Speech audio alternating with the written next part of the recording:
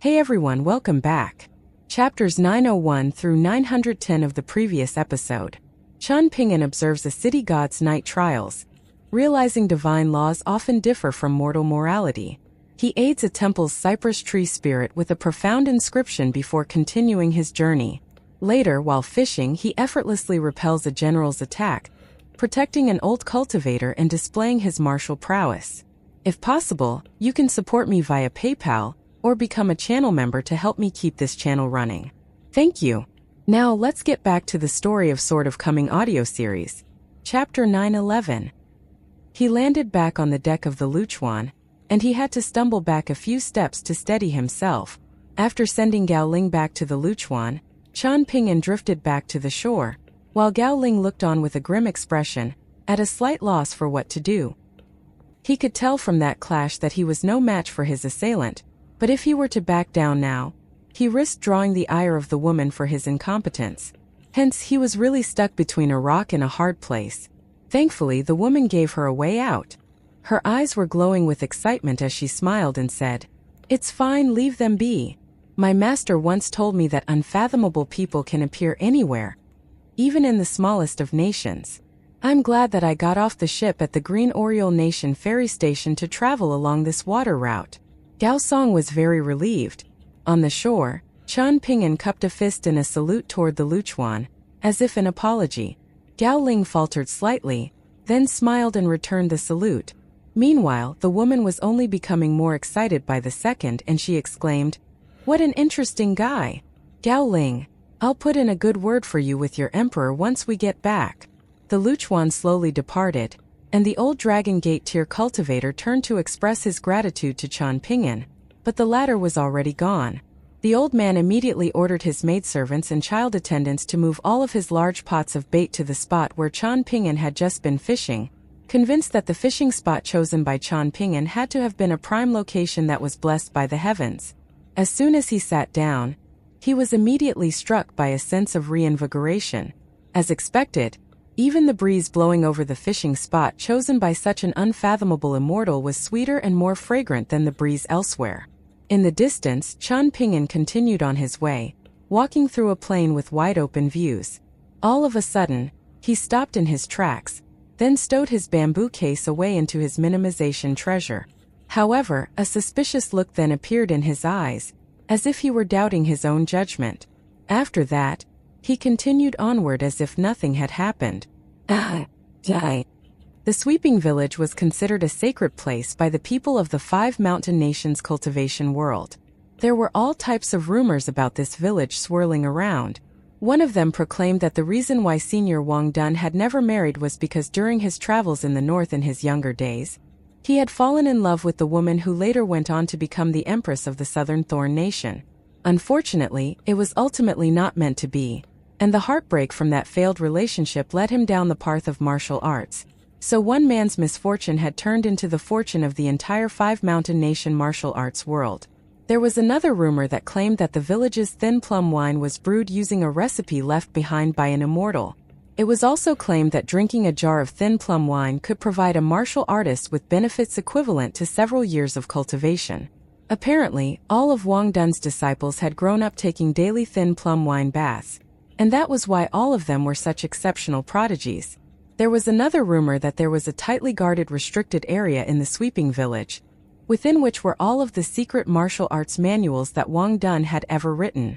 It was said that anyone who managed to secure one of those secret manuals would quickly rise to the top of the martial arts world.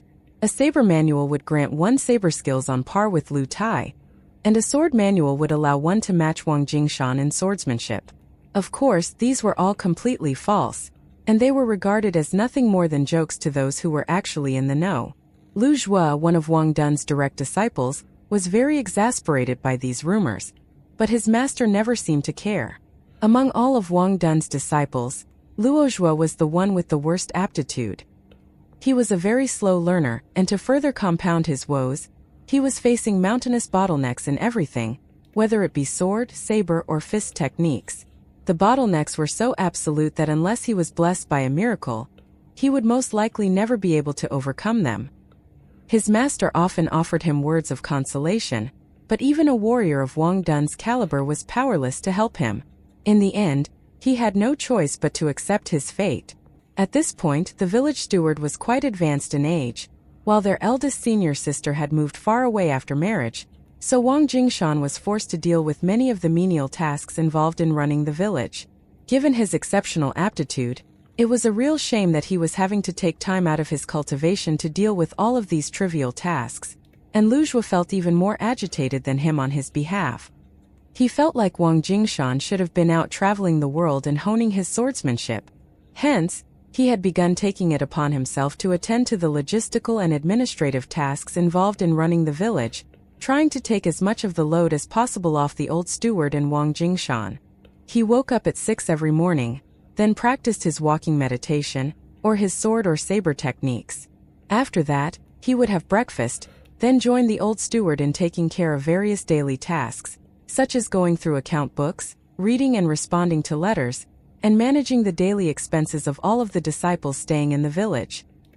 He had to learn everything from the old steward, and he would stay until just before noon before checking on his junior brothers and sisters in their sword and saber training. Those training sessions were always held on the mountain behind the sweeping village, where it was most peaceful. The village had many family members of disciples and servants, so a school had been opened to accommodate the children. In the school's early days, all of the teachers were very wise and well-educated, but they never stayed for long. They would always stay for a year or so before departing.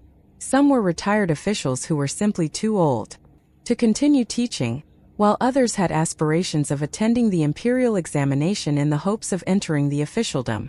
In the end, Wang Dun hired a scholar who had no realistic chances of doing well in the imperial examinations, and the school finally had a long-term teacher. Whenever the teacher took leave from the village, Lu Zhuo would fill in for him during the duration of his absence. In the afternoon, Lu Zhuo would also instruct some of the younger disciples in their saber, sword, and fist techniques. All of the disciples of the same generation as Lu Zhuo had to cultivate themselves, so Lu Zhuo had become the designated overseer of the younger disciples. However, not only was he not bothered by this at all, he was very glad to be of help to the others. This was how Lu Zhuo currently spent his days, performing menial tasks wherever he could, and he felt like his days always passed by in the blink of an eye. One moment it would be early morning and the next it would already be dusk, the entire day a blur of mundane tasks. Only as night fell did Lu Zhuo get some time to himself, time that he would use to read some books or browse through the newspapers purchased by his master to learn about some of the feats of the almighty immortals in the world. However, even after reading about those extraordinary feats, he was never struck by any sense of longing for the spectacular cultivation world. In his eyes, that world was so far beyond reach that he may as well have been reading about a fictional realm. On this day, Lu Zhuo was carrying out a routine night patrol of the village, holding a lantern to illuminate the way forward. Even though there were many rumors swirling around, there were never actually any people who dared to break the rules and trespass upon the sweeping village. On the mountain behind the village, Lu Zhuo's junior brother was still diligently practicing his sword techniques. Lu Zhuo continued onward in silence, choosing not to disturb his junior brother. As he continued his patrol, he simultaneously practiced his walking meditation. It was something that he had been doing habitually for a very long time, and his senior sister Fu Lutai and senior brother Wang Jingshan always liked to tease him for this habit. The reason for this was because the walking meditation technique hadn't been taught to him by Wang Dun. Instead, it had come from a rudimentary fist technique manual that he had stumbled upon by chance as a child. Wang Dun had read through the manual himself, and he saw no harm in practicing the enclosed techniques, so he didn't forbid Lu Zhuo from pursuing it. In Wang Dun's eyes it was a pointless endeavor, but if Lu Zhuo enjoyed it, then so be it. As it turned out, Wang Dun was right, but Lu Zhuo didn't feel like practicing the walking meditation had been a waste of his time. On the way down the mountain, he spotted the hunchbacked old steward standing at the foot of the steps, seemingly waiting for him. Lu Zhuo hurriedly made his way down the mountain to join the old steward. The steward was a very thin old man who was constantly coughing, as if he had suffered an ailment in the past that had left his throat or lungs permanently compromised. He also had a slight limp in one leg, but it wasn't particularly noticeable. His name was Wu Fangjia. a name that none of the younger child disciples below Lu Zhua's generation were familiar with. All of Wang Dun's direct disciples, from his eldest disciple Fu Lu Tai to his youngest Lu Zhua, all liked to refer to the old man as Grandpa Wu. From the first day that Lu Zhua arrived in the village as a child, the old steward had already been present, and it was said that he had been working at the village for as long as it had been around. "It's cold at night, Grandpa Wu. Go inside and leave the night patrol to me," Lu Zhua said. Wu Fengjia waved a dismissive hand and began walking alongside Lu Zhua as he smiled and said, "Lu Zhua, there are two things that I have to tell you, and once I do, you'll most likely be left feeling rather disappointed." Lu Zhua found this to be rather strange. For some reason, it felt like the old steward was somehow different from usual. In the past, he always felt like a sickly old man who didn't have much longer to live, and Lu Zhua had always been very concerned about his health. Perhaps in light of the fact that he had next to no chance of making further progress as a martial artist, Lu Zhua always liked to think about things outside martial arts, such as the state of the old steward's health, whether the children in the village would have the opportunity to take part in the imperial examinations, and whether this year's spring festival would be more festive than the last one. "You possess an aptitude for cultivation, Lu Zhua," Wu Fengjia revealed.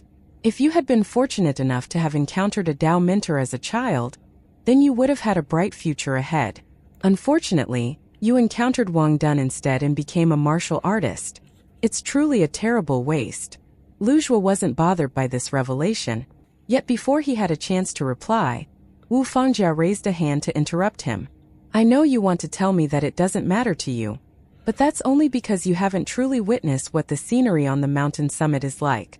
Of course, Qi Jinglong's cultivation base can't be described as unimpressive, but he's only a friend that you made during a chance encounter, and he's also a rather strange case in that he's not a scholar, but resembles a Confucian scholar. Hence, you don't actually know anything about what the cultivation world is like." Lu Zhua had no response for this. "Your aptitude for martial arts is very mediocre," Wu Fengjia continued. "Hence, I'm afraid to tell you that the bottlenecks that you've encountered are near insurmountable, and there's a very good chance that you'll never be able to make any further progress as a martial artist." "I'm well aware of that myself, Grandpa Wu," Lu Zhua sighed in a slightly dejected manner. A hint of melancholy also surfaced in Wu Fengjia's eyes as he sighed.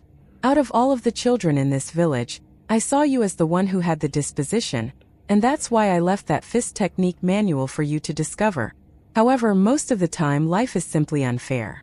Just because you're a good person doesn't mean everything will go right for you. Right now you're inferior to your senior brothers and sisters, and before too long, your junior brothers and sisters will also surpass you. In your old age, perhaps even their disciples will have surpassed you as well. Regardless of whether you feel dismayed by this, I certainly feel very disappointed, not in you but in the state of this world."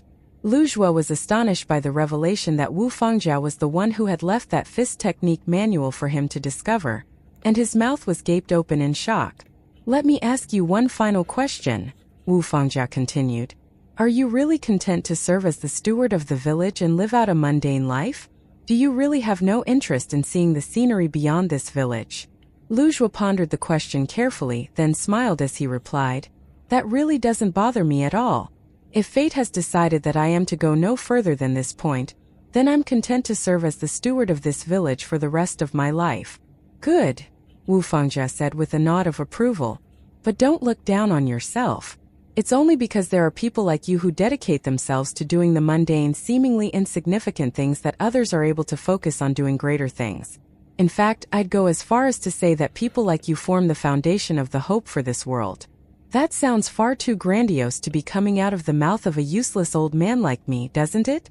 You must think I'm some rambling old fool." Lu Zhua gave a silent smile in response.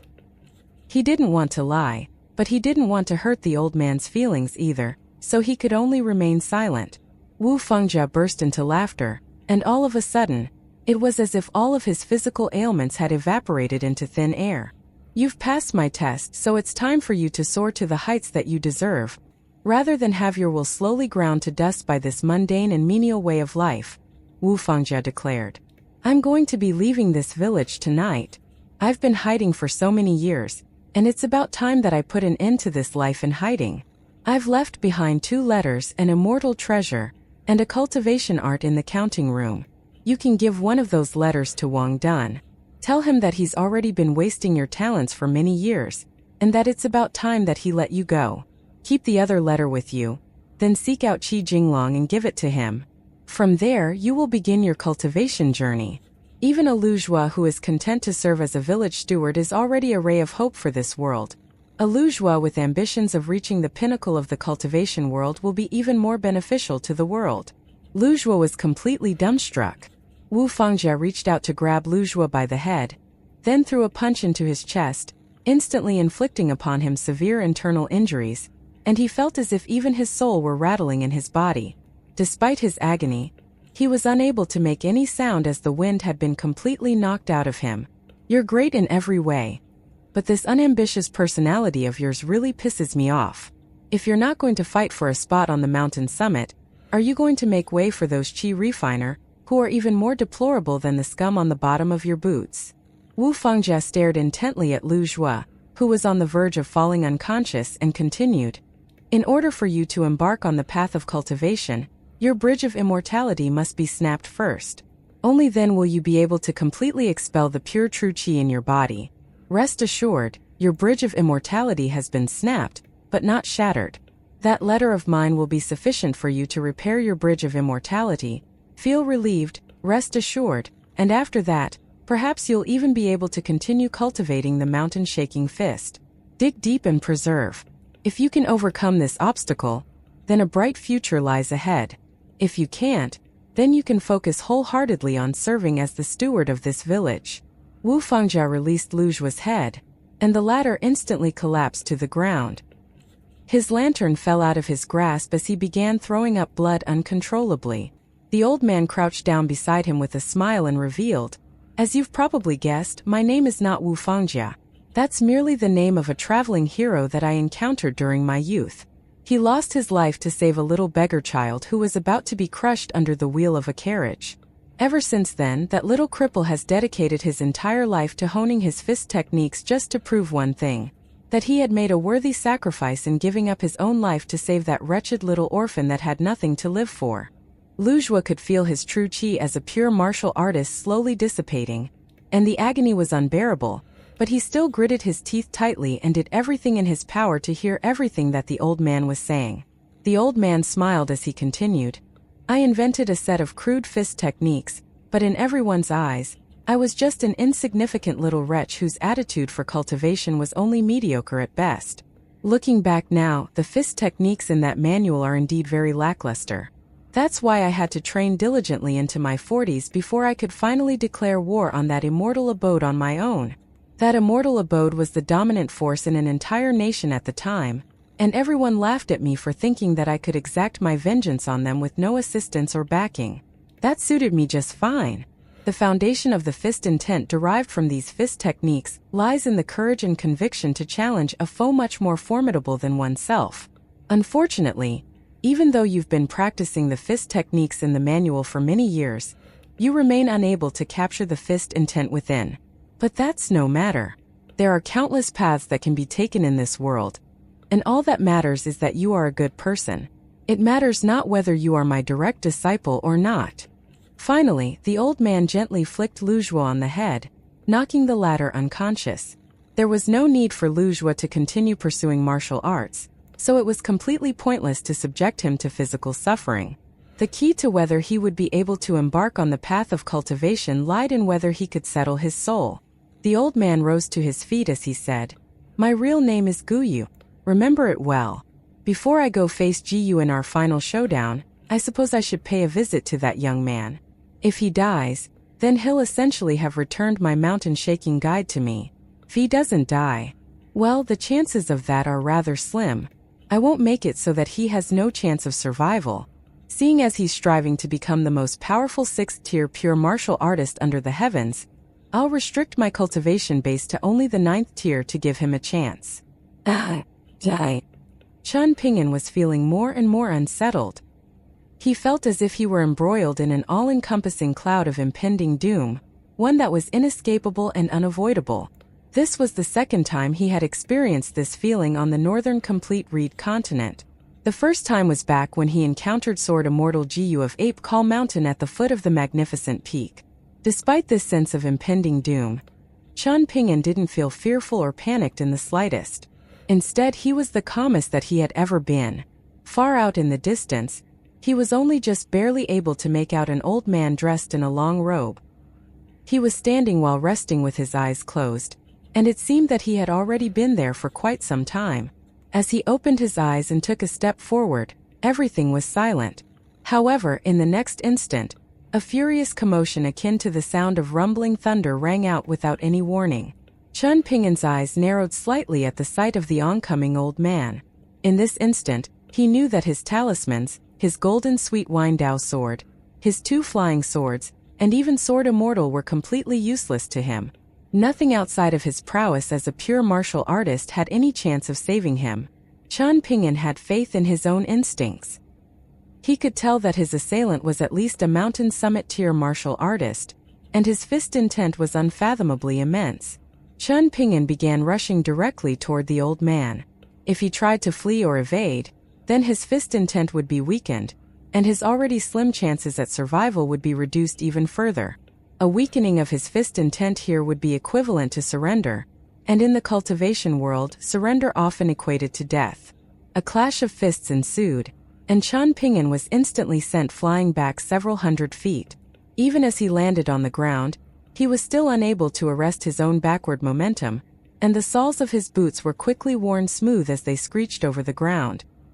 He felt as if his entire body were on the verge of falling apart at the seams.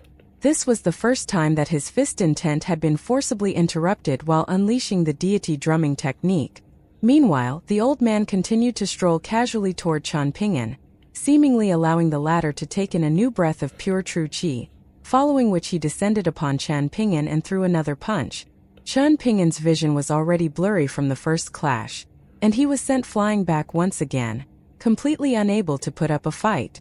The old man sprang up into the air before throwing a third punch straight into Chen Ping'an's chest, and a massive crater was instantly blown into the ground beneath him. Chen Ping'an's entire body was drenched in blood as he laid at the bottom of the crater. His flesh, bones, meridians, acupoints, everything was on the verge of capitulation. The old man stood in silence on the edge of the crater with his hands clasped behind his back. He didn't throw any more punches as he looked down at Chen Ping'an. At this point, Chen Ping'an was already unconscious, but a finger on his left hand suddenly began to twitch, following which he pressed his elbow against the ground, attempting to struggle to his feet. All the while, the old man looked on with a cold expression at Chen Ping'an's unconscious struggles. Progress was agonizingly slow as Chen Ping'an gradually lifted his back up from the ground, only to fall back down over and over again. By the time he finally struggled to his feet, several minutes had already passed by. "I won't do anything. If you can walk up here and throw a punch at me, then I'll let you live," the old man sneered. Still in a completely unconscious state, Chen Ping'an stumbled forward, driven by some type of instinct, his head lowered, his back hunched, and his arms swaying listlessly by his sides. It took him close to 30 steps to trudge up the inclined surface of the crater, and he resembled a small child trudging up a mountain under the scorching sun with a giant medicine basket on his back. He had only just made it to the top of the crater and lifted an arm when the old man declared, "I lied. You still have to die." With that, he sent Chen Ping'an tumbling back down to the bottom of the crater with another punch. From there, the old man stepped into the crater and sneered, "I heard that the older you grew and the higher your cultivation base, the more afraid of death you became. No wonder you were the strongest third-tier martial artist under the heavens, but completely regressed over the fourth and fifth tiers. If you're such a spineless coward, then I'd say you may as well die. Why did such precious martial fortune have to be bestowed upon someone like you? It feels like a disgrace to my mountain-shaking guide." Chen Ping'an laid completely still. The old man's brows furrowed slightly as he noticed that Chen Ping'an's finger was beginning to twitch again. A grin of approval appeared on the old man's face. This was what it meant for one's fist intent to live on even beyond their death. With that in mind, the old man burst into laughter. Chen Ping'an's eyes abruptly sprang open, and he immediately almost swore out loud. It was already very late at night, and he had slept a little too soundly. Furthermore, he was in an excruciating amount of pain. Not just any amount of pain would be enough to strike him with the urge to swear out loud. The blood all over his body had already dried long ago and combined as one with the dirt in the crater, and even the slightest movement was sure to result in immense agony. However, he still forced himself to take a deep breath before sitting up after taking a moment to assess his own physical condition. He didn't understand why the old man that had confronted him hadn't killed him. Could it be that the old man had simply been annoyed by the sight of his walking meditation, so he had beaten him up just to teach him a lesson? A voice rang out from the top of the crater. "Finally awake, are you?" Qian Ping'an slowly rose to his feet, and he didn't even bother to adopt a fist stance, but his fist intent had become even purer and more withdrawn than prior to his ordeal. The old martial artist from before was standing on the edge of the crater. The old man was none other than Wu Fangjia, the old steward who had served at the sweeping village for many years. Setting aside Li Er, who had come out of nowhere, his true identity was that of one of the northern complete reed continent's 3/10th tier martial artists, Gu Yu of the Great Seal Script Empire. Within the Great Seal Script Empire and all of its neighboring nations, there existed only a single immortal sect in the form of the Golden Scale Palace. Even then, the Golden Scale Palace was considered to be a trash immortal sect that had only survived to this point thanks to the good graces of others, and the reason for this was because Gu Yu had once destroyed all of the immortal sects within those nations with his own 2 fists, banishing almost all immortals from the region. Gu Yu had once made the bold declaration that all supposed immortals were to be cast out of his territory, and he had certainly put his money where his mouth was. "You've got some decent fist intent," Gu Yu remarked with a smile. "You had to have performed over 1,000,000 repetitions of the 6-step walking meditation up to this point, right?" "Close to 1.6 million, Qian Ping'an confirmed with a nod. "I presume that you came from an impoverished household, and you obtained a fist technique manual as a child, one that you cherished as a treasure, and you've been practicing the enclosed fist techniques ever since, is that correct?" Gu Yu asked. The reason for this assumption was that no one from a privileged clan would pursue the mountain-shaking fist, so this young man definitely had to have come from an underprivileged background. Qian Ping'an shook his head as he replied, "I only started practicing fist techniques at around 14 years of age." Gu Yu appeared rather pleased to hear this. Practicing the fist techniques is not a difficult task. Anyone with a bit of willpower can do that 1,000,000 times, but what's most remarkable is that you've been practicing the walking meditation for all this time. Qian Ping'an felt more perplexed than ever. At this point, it had become clear to him that the old man had no intention of killing him.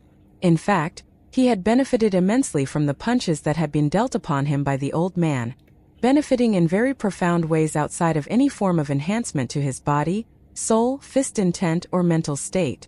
Qian Ping'an gently clenched his fists before loosening them again, and in that instant, he felt like his ascent to become the strongest 6th-tier martial artist under the heavens was already a certainty, a feeling of confidence and conviction that was very rare for him. "My name is Gu Yu," the old man revealed. Qian Ping'an was instantly enlightened. The foundation of his fist techniques was the mountain-shaking guide that Gu Kan had given him all those years ago. With that in mind, he asked, "Were you the one who created the mountain-shaking guide?" Gu Yu nodded as he replied, "A descendant of my Gu clan must have taken a copy with them to your hometown. My clan was subjected to a major ordeal many years ago, and it became fractured into countless pieces, with everyone going their separate ways. The older you get, the more difficult it becomes to feel attached to your clan. I can only think to myself that my descendants will be able to make do just fine on their own. What else can I do? If I try to constantly keep an eye on them, I'll die of frustration before too long." Qian Ping'an of the Eastern Treasured Vile Continent pays his respects to Senior Gu, Qian Ping'an said as he cupped his fist in a respectful salute. "You're a cocky little brat, aren't you?" Gu Yu chuckled. "It's not every day that someone dares to sleep for so long in my presence." Qian Ping'an grinned in response. Gu Yu beckoned to him and said, "I'll accompany you on your journey for a bit. I still have other important matters to attend to, so I can't spend too long chatting with you." Qian Ping'an staggered his way unsteadily up the slope of the crater to join Gu Yu, who asked, "How many times have you managed to claim the title of the strongest martial artist of your tier?" "Twice," Qian Ping'an replied. "At the 3rd tier and at the 5th tier." In that case, you're far inferior to Chao Ci, Gu Yu remarked with a shake of his head. He's claimed that title at every tier, and every single time, he's been the strongest in all of history. It's alright, I still have time to catch up, Chen Ping'an said with a smile. I'll have some chances of catching up to him at around the 9th and 10th tiers. Is Cui Cheng your master in fist techniques? Gu Yu asked. That's the only one I can think of that could have instilled this mindset in you. Chen Ping'an hesitated momentarily, but ultimately nodded in confirmation. An enlightened look instantly appeared on Gu Yu's face. It's no wonder then. You must have really suffered at his hands. Then again, if it wasn't for all that suffering, you wouldn't have made it to this point. What does Cui Cheng say about my mountain shaking guide? Senior Cui says that the fist intent tenets enclosed within are extremely lofty, Chen Ping'an replied, only daring to tell half the truth. It wasn't like Cui Cheng was here, so he had no reason to cop a punch from Gu Yu for him. Even if Gu Yu were to restrict his cultivation base to only the mountain summit tier, his fists were still extremely heavy for a mere 6th-tier martial artist like Chen Ping'an. As expected of Senior Cui to possess such a keen eye, Gu Yu remarked. Cui Cheng had once traveled across the Middle-earth Divine Continent on his own, and while he had suffered a rather horrific fate on that trip, he was still considered to be a true hero by the likes of Gu Yu and all of the continent's top martial artists. Gu Yu and Cui Cheng had never faced each other in battle before, so the former naturally held no respect for the latter, and he had only referred to Cui Cheng as Senior Cui out of respect for his age and accomplishments. Of course, if it weren't for Cui Cheng's positive appraisal of the mountain shaking guide, Gu Yu still wouldn't have been willing to refer to him as senior. Chen Ping'an wanted to say something but was a little hesitant. What do you want to say?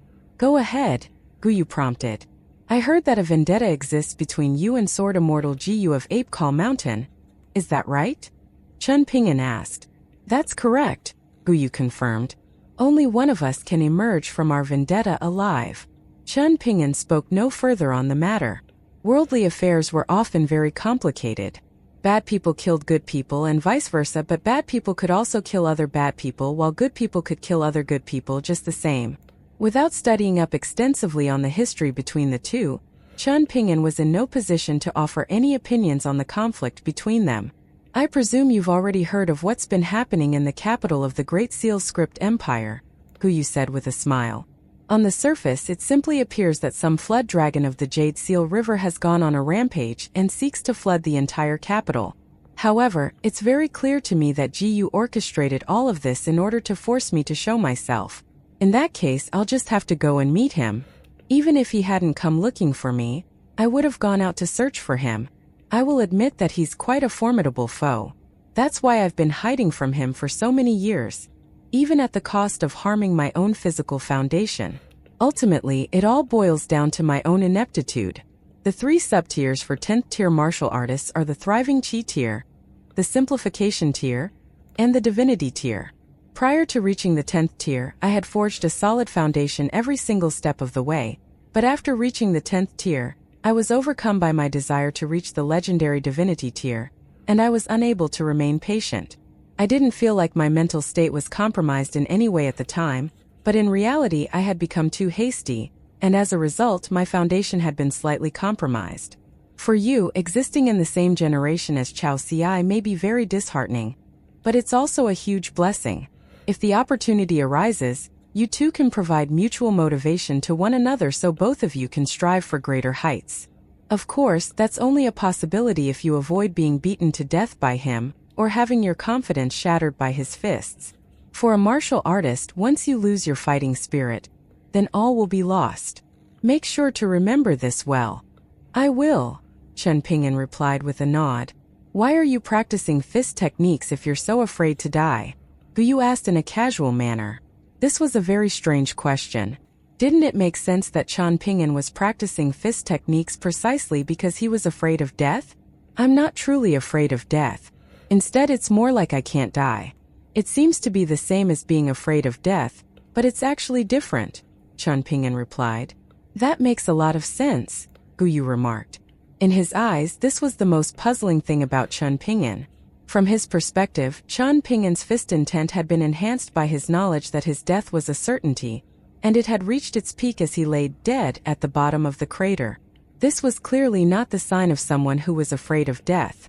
Gu Yu was certain that if Chen Ping'an had truly died, then an extremely powerful Yin spirit would have immediately descended upon this world. Not only would the Yin spirit not have been destroyed by astral winds, its sheer will to live would have bolstered its power to incredible extents, even in death. It was none other than this incredible will to live that bordered on desperation that manifested itself as an apparent fear of death. Gu Yu couldn't help but wonder what it was that made Chen Ping'an cling so desperately onto life, but he didn't speak any further on the matter. He had only appeared before Chen Ping'an on this occasion to subject him to this ordeal of life and death in order to make his near-stagnant fist intent even purer. "Make sure to be careful when you reach the north," Gu Yu cautioned. "Setting aside that old monster in the north, there's also a mountain summit tier martial artist there, and both of them are rather unscrupulous characters who often like to kill others on a whim. You're a foreigner, and if you die, your martial fortune will remain in the northern complete reed continent. If they want to kill you, then it'll be nothing more than a matter of a few punches for them. You'll either have to learn a top-tier immortal movement technique to ensure that you can get away from them should a confrontation arise, or you'll have to avoid revealing your true cultivation base as a martial artist unless it's absolutely necessary. Unfortunately, unscrupulous individuals can cultivate just as easily as saints, and the same applies to both martial artists and chi refiners. One pursues purity of fist intent, while the other pursues clarity of the Tao heart, so both are somewhat bound by rules. However, there are no fools among the cultivators who've been able to rise to the top, and all of them are very good at skirting around the rules. I'll make sure to be careful," Chen Ping'an sighed. Gu Yu stopped in his tracks and cast his gaze into the distance and said, "I'm very pleased that you picked up the mountain-shaking fist. In all honesty, even though I created these fist techniques myself, I have to admit that they're very mediocre." "Not at all," Chen Ping'an protested. "I truly think the mountain-shaking fist is an exceptional set of fist techniques." Even in the presence of Cui Cheng, Chen Ping'an had always extensively sung the praises of the mountain-shaking guide. "Even if you try to flatter me, I am but a mere martial artist with no immortal treasures to bestow upon you," Gu Yu chuckled. In reality, it was obvious to him that Chen Ping'an hadn't said this solely to flatter him. If he didn't truly think so highly of the mountain-shaking fist, he would have already abandoned it long ago for some other fist technique taught to him by Cui Cheng, rather than continuing to practice his walking meditation even after traveling to the northern complete reed continent. If anyone else were to try and praise the mountain-shaking fist to Gu Yu's face, he would have immediately struck them down for daring to offering him insincere and disingenuous flattery. So Chen Ping'an was just about the only one under the heavens that could praise the mountain-shaking fist in Gu Yu's presence and live to tell the tale. 3 punches are already my limit. Any more than that, and I would have truly been dead," Chen Ping'an said with a wry smile. Gu Yu patted him on the shoulder as he said, "Not every 6th-tier martial artist can say that they were able to withstand 3 punches from a 9th-tier Gu Yu. By the way, although I created the mountain-shaking guide, I didn't even know that walking meditation, standing meditation, and sleeping meditation could be carried out simultaneously." Chen Ping'an didn't know what to say to that. "Now that I think about it, you can incorporate the heaven and earth stance as well," Gu Yu remarked.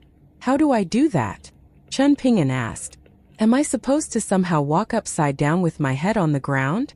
It seemed that Chen Ping'an was seriously considering such a possibility, and Gu Yu burst into laughter at his earnest expression, giving him a firm slap on the shoulder as he chortled, "What are you, an idiot? Have some shame, will you? You'll be scaring away every girl that you meet with the way that you're practicing your fist techniques. As a practitioner of the mountain-shaking fist, you must be elegant and graceful, the target of yearning for all beautiful women, rather than the subject of ridicule." As Gu Yu's laughter died down, he cast his gaze forward with his hands clasped behind his back and a reminiscent look on his face. Chen Ping'an was almost knocked to the ground by the firm slap to the shoulder, and by the time he steadied himself, Gu Yu had already departed into the distance. Chen Ping'an looked on as Gu Yu vanished over the distant horizon, and even after that, he continued staring after him for a long time. He knew that Gu Yu had set off on this journey, fully prepared to die. Then again, perhaps he would live, and there would be one fewer sword immortal in this world. Such was the way of life. Chan Ping'an set his bamboo case onto the ground, then sat down upon it as he began slowly drinking from his sword-nurturing gourd. He wasn't in a hurry to continue on his journey, choosing to take some time to recover first. After those 3 punches, he would be very fortunate if he could even return to his powers from back when he first reached the 6th tier after a month of recuperation. Seeing as he wasn't going anywhere anytime soon, he decided to take this time to think about some things. On the subject of pure martial artists, Chui Chan had once made a colloquial statement. The death of a 7th or 8th tier martial artist benefits their hometown, the death of a mountain summit tier martial artist benefits their nation, and the death of an N-tier martial artist benefits their entire continent. On the path of cultivation, dedication and focus were key. Just as Guyu had described, it was often the case that one could become distracted without their own knowledge, and that was a very damning mistake. With these thoughts running through his mind, Chan Ping'an stared off into the distance in a daze with his sword-nurturing gourd in his hand. He felt truly blessed to be alive and still be able to the distant places that he wanted to see. However, there were going to be some people in those distant places that wouldn't be so pleased to see him. Some of the nearer ones included the Ma clan on Apricot Blossom Alley and the Empress Dowager of the Great Li Empire, while some of the further ones included the mountain-moving ape of Sunscorch Mountain and the Sioux clan of Light Breeze City. There were also some that Chan Ping'an had to take a closer look at, as well as some who were concealed behind many confounding veneers. All of these people and things had to be taken into account, so Pei Qian's habit of recording everything in her little accounts book was actually one that she had learned from her master. The only difference was that one wrote everything down, while the other only kept a mental account. Even the most vast plains were bound to have some mountains, and at this moment Guyu was situated on a mountain summit. There were 6 figures in black robes and white masks standing before him, and only one remained in his presence, while the other 5 split up and fled the scene in different directions. Thankfully for them, Guyu didn't seem to have any intention of pursuing them. The one remaining Deer Cutter Mountain Cultivator cupped his fist in a salute as he extended a deep bow and greeted. "It's an honor to be in your presence, Senor Gu." "That was quite a formidable lineup," Guyu remarked. "Were you all here to kill someone? Even a far-roaming tier martial artist would have been no match for all of you, let alone one that's still yet to even reach the Vajrabadi tier. Since when did Deer Cutter Mountain become so disrespectful of the rules? Or is it the case that you've never followed the rules, but simply haven't ever been caught because you're good at covering your tracks?" The man standing before Guyu was the leader of the group of Deer Cutter Mountain assassins. He was a nascent tier cultivator, but he was sweating profusely in Guyu's presence. Guyu was widely renowned for being a stickler for rules, and on top of that, anyone that he decided to hunt down would be pursued relentlessly to all corners of the world. If Deer Cutter Mountain were to draw the ire of Guyu, then the 6 of them would be the first in a long line of people to fall to their demise under Guyu's wrath. The nascent tier cultivator shook his head as he said, "Ever since the founding of our Deer Cutter Mountain, the rules established by our founder have never been broken." In the next instant, Guyu appeared before the nascent tier cultivator in the blink of an eye. He had one hand casually clasped behind his back as he grabbed the nascent tier cultivator by the throat with his other hand, lifting him up off the ground. He then cast his gaze toward the 5 other assassins as he declared, "Anyone that moves dies." Even though the other 5 assassins were already quite far away, they had no doubt in Guyu's ability to hunt them down at will, and they instantly stopped cold in their tracks. "If you had gone after him before I confronted him, then so be it," Guyu continued. "It's not like the rules of your Deer Cutter Mountain are worth a damn anyway, but you've certainly displayed a great deal of audacity, sticking around after I beat him to the brink of death. Do you think I've gone senile and didn't notice your presence? You thought you could swoop in for an easy kill, is that it? I'm sure it wasn't easy for a nascent tier cultivator like yourself to cultivate to this point. You really shouldn't be throwing your life away so carelessly." The nascent tier cultivator knew that resistance would be futile, so he didn't even try to struggle. However, Guyu didn't kill him right away. It seemed that he was deliberating whether he wanted to spare a messenger to take the news back to Deer Cutter Mountain, and if so, which one he wanted to spare. He made no effort to conceal his killing intent, and it was surging out of his body in palpable waves, completely pulverizing everything within a radius of 100 feet while also raising a massive cloud of dust. A string of tearing sounds could be heard coming from the nascent tier cultivator's Dao robe. With a casual flick of Guyu's finger, a hole was blown straight through the forehead of one of the Deer Cutter Mountain assassins present. A Vajrabadi tier martial artist had died just like that. Contemplating escape is tantamount to attempting escape in my eyes, Guyu said in an indifferent voice. With his throat constricted, the nascent tier cultivator was unable to speak, so he could only communicate with Guyu through his mind's lake. Senior Gu, you can protect him this one time, but you can't protect him forever. Our Deer Cutter Mountain has no set base, and our cultivators are constantly moving from one place to another. Of course you can try to hunt us down, and any one of us that you encounter will be sure to perish at your hands, but during this time if you're away from that young man for even just a few days, he will die. I swear it. You dare to threaten me? Who gave you the courage? Jiu of Apecall Mountain. Guyu sneered. That's not a threat, Senior Gu. I'm simply stating a fact, the nascent tier cultivator said with a wry smile. If that's what you want to do, then I'll just get someone to relay a message to Jiu for me. I'll agree to battle him, but on the condition that he must kill everyone from Deer Cutter Mountain first, and I'll give him, say, a year to get it done. I'm sure his disciples on Apecall Mountain would relish the opportunity to hunt all of you down so that they can appease their patriarch. The nascent tier cultivator's expression changed slightly upon hearing this, and he explained, We really haven't broken any rules here, Senior Gu. We never make second assassination attempts on any targets that we fail to take out the first time.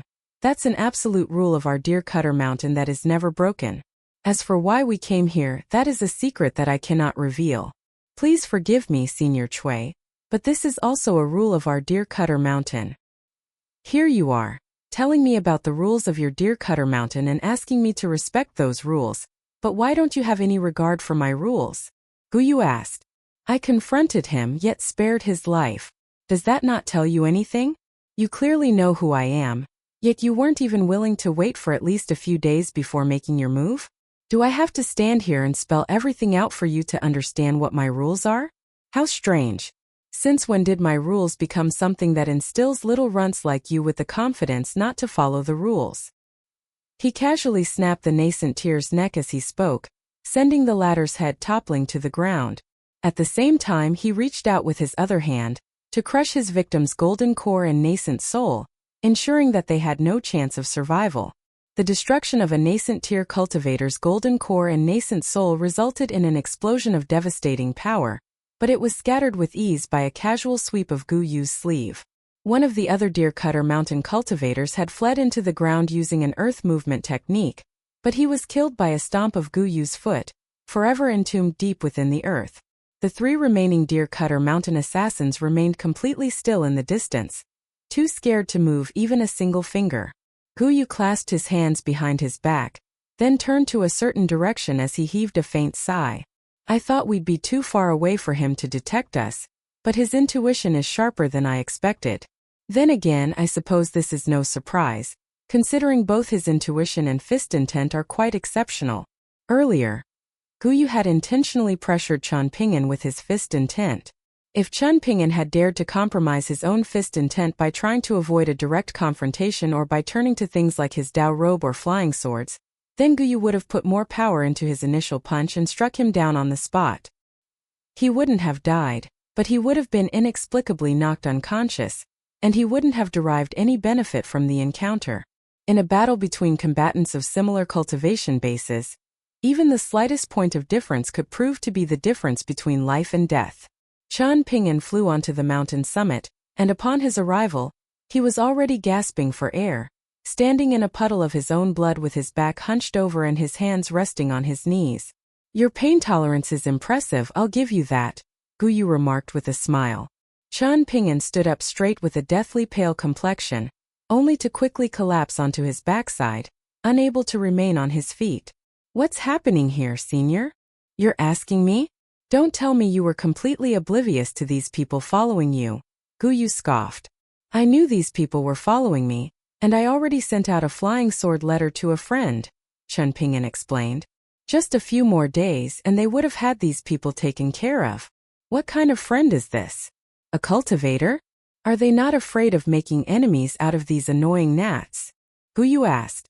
I can tell you that this friend of mine has even more patience than I do, and he's great at dealing with these types of people, so I don't feel guilty at all getting him involved, Chun Ping'an replied with a smile. Guyu accepted the answer with a nod, then said, I'm really leaving this time. Should I leave these three to serve as sparring partners for you? That would spell the death of me, Senior Gu, Chun Ping'an replied with a wry smile. What do you want to do then? Guyu asked with a smile. Chun Ping'an crossed his legs as he sat on the ground and requested, Please allow me to learn from the most authentic practitioner of the mountain-shaking fist under the heavens. Assassins of Deer Cutter Mountain valued secrecy above their own lives. This was a lesson that Chun Ping'an had already learned firsthand. You want to learn from me? You better stand up then. Guyu snapped. Chun Ping'an clambered unsteadily to his feet, and despite his swaying body, his fist intent was extremely stable and upright. Guyu bent his knees slightly to lower his center of gravity, then clenched a hand into a fist in a deliberate fashion before slowly extending it forward. His other hand was also clenched into a fist, but this one was pulled back to his side. An important key of my mountain-shaking fist is that one fist is to be used against the enemy, while the other fist guards your will. If you can ensure that, then even if you're facing one of the founding fathers of the three teachings, you'll be able to unleash one final punch even in death as long as your fist intent hasn't dissipated. Even if an immortal possesses unfathomable power and can summon mountains to crush me, I will simply split the mountains with my fists. This is something that dawned on me back when I was a 7th-tier martial artist, and it's what allowed me to write the introduction of the Mountain Shaking Guide. If you want to climb to even greater heights than me in the future, then you should have the same reckless arrogance in your own fists. The 3 Deer Cutter Mountain assassins were already frantically running for their lives. One of them was flying away like the wind, another was racing over the ground, while the third one's body had disintegrated into a plume of smoke through the use of some mystical ability. Guyu took a step forward, instantly completing the 6-step meditation sequence before throwing a punch. He repeated the process and threw a second punch elsewhere, then did it a third time, this time directing his fist at the heavens. Chun Ping'an stared intently at Guyu the entire time, latching onto his every move. This was the true mountain-shaking fist. Only now did Chun Ping'an come to realize that the fist intent of the mountain-shaking fist could be so magnificent. As for where those punches landed and what the outcomes were, Chun Ping'an didn't even have to look. After throwing those 3 punches, Guyu turned to Chun Ping'an then asked, What do you think? Observing your fist techniques is akin to practicing sword techniques, Chun Ping'an replied. Practicing sword techniques? Guyu scoffed. Where's the future in that? So what even if you become a sword immortal? A sword immortal is precisely what I'm setting out to slay on this trip, to the capital of the Great Seal Script Empire. Someone once told me that fist technique and sword technique practice are one and the same, Chun Ping'an said. I suppose that makes sense, and the reverse is also true, Guyu acknowledged with a nod. Fist techniques are nothing more than sequences of movements. You're only truly practicing the way of the fist by harnessing fist intent. Chun Ping'an's eyes lit up as he nodded vigorously in agreement. I don't know how formidable Cui Cheng's fist techniques are, but I can say that he's a very mediocre master, Guyu suddenly scoffed. If I were in his place, I would have ensured that you were the most powerful martial artist of your tier at every tier. Chun Ping'an had no response for this. He opened his mouth to say something, but was unable to find the words. Guyu shook his head, indicating that there was no need for him to say anything. In the end, Chun Ping'an could only cup his fist in a parting salute, one that was returned by Guyu. When it came to the lineage of the mountain-shaking fist, this was a moment symbolizing the passing of the torch. First there was Guyu.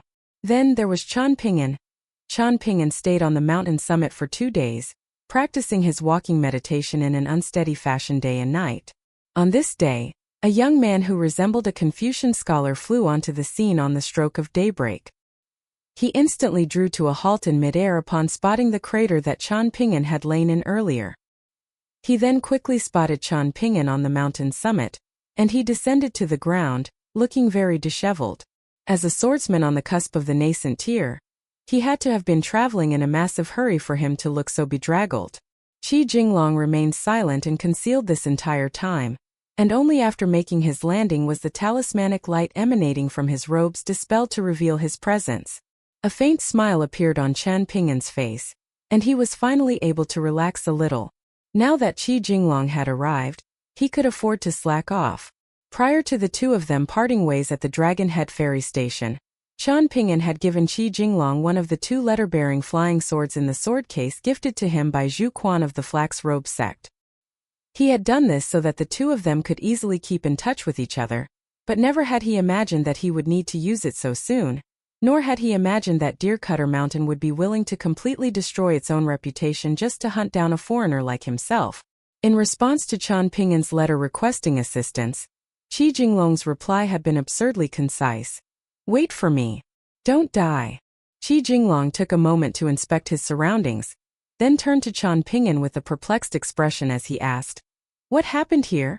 Were there two groups of people?" Chen Ping'an sat down on his bamboo case, then pulled out his sword nurturing gourd and offered it to Qi Jinglong. "I'll pass. Tell me what happened," Qi Jinglong hurriedly said.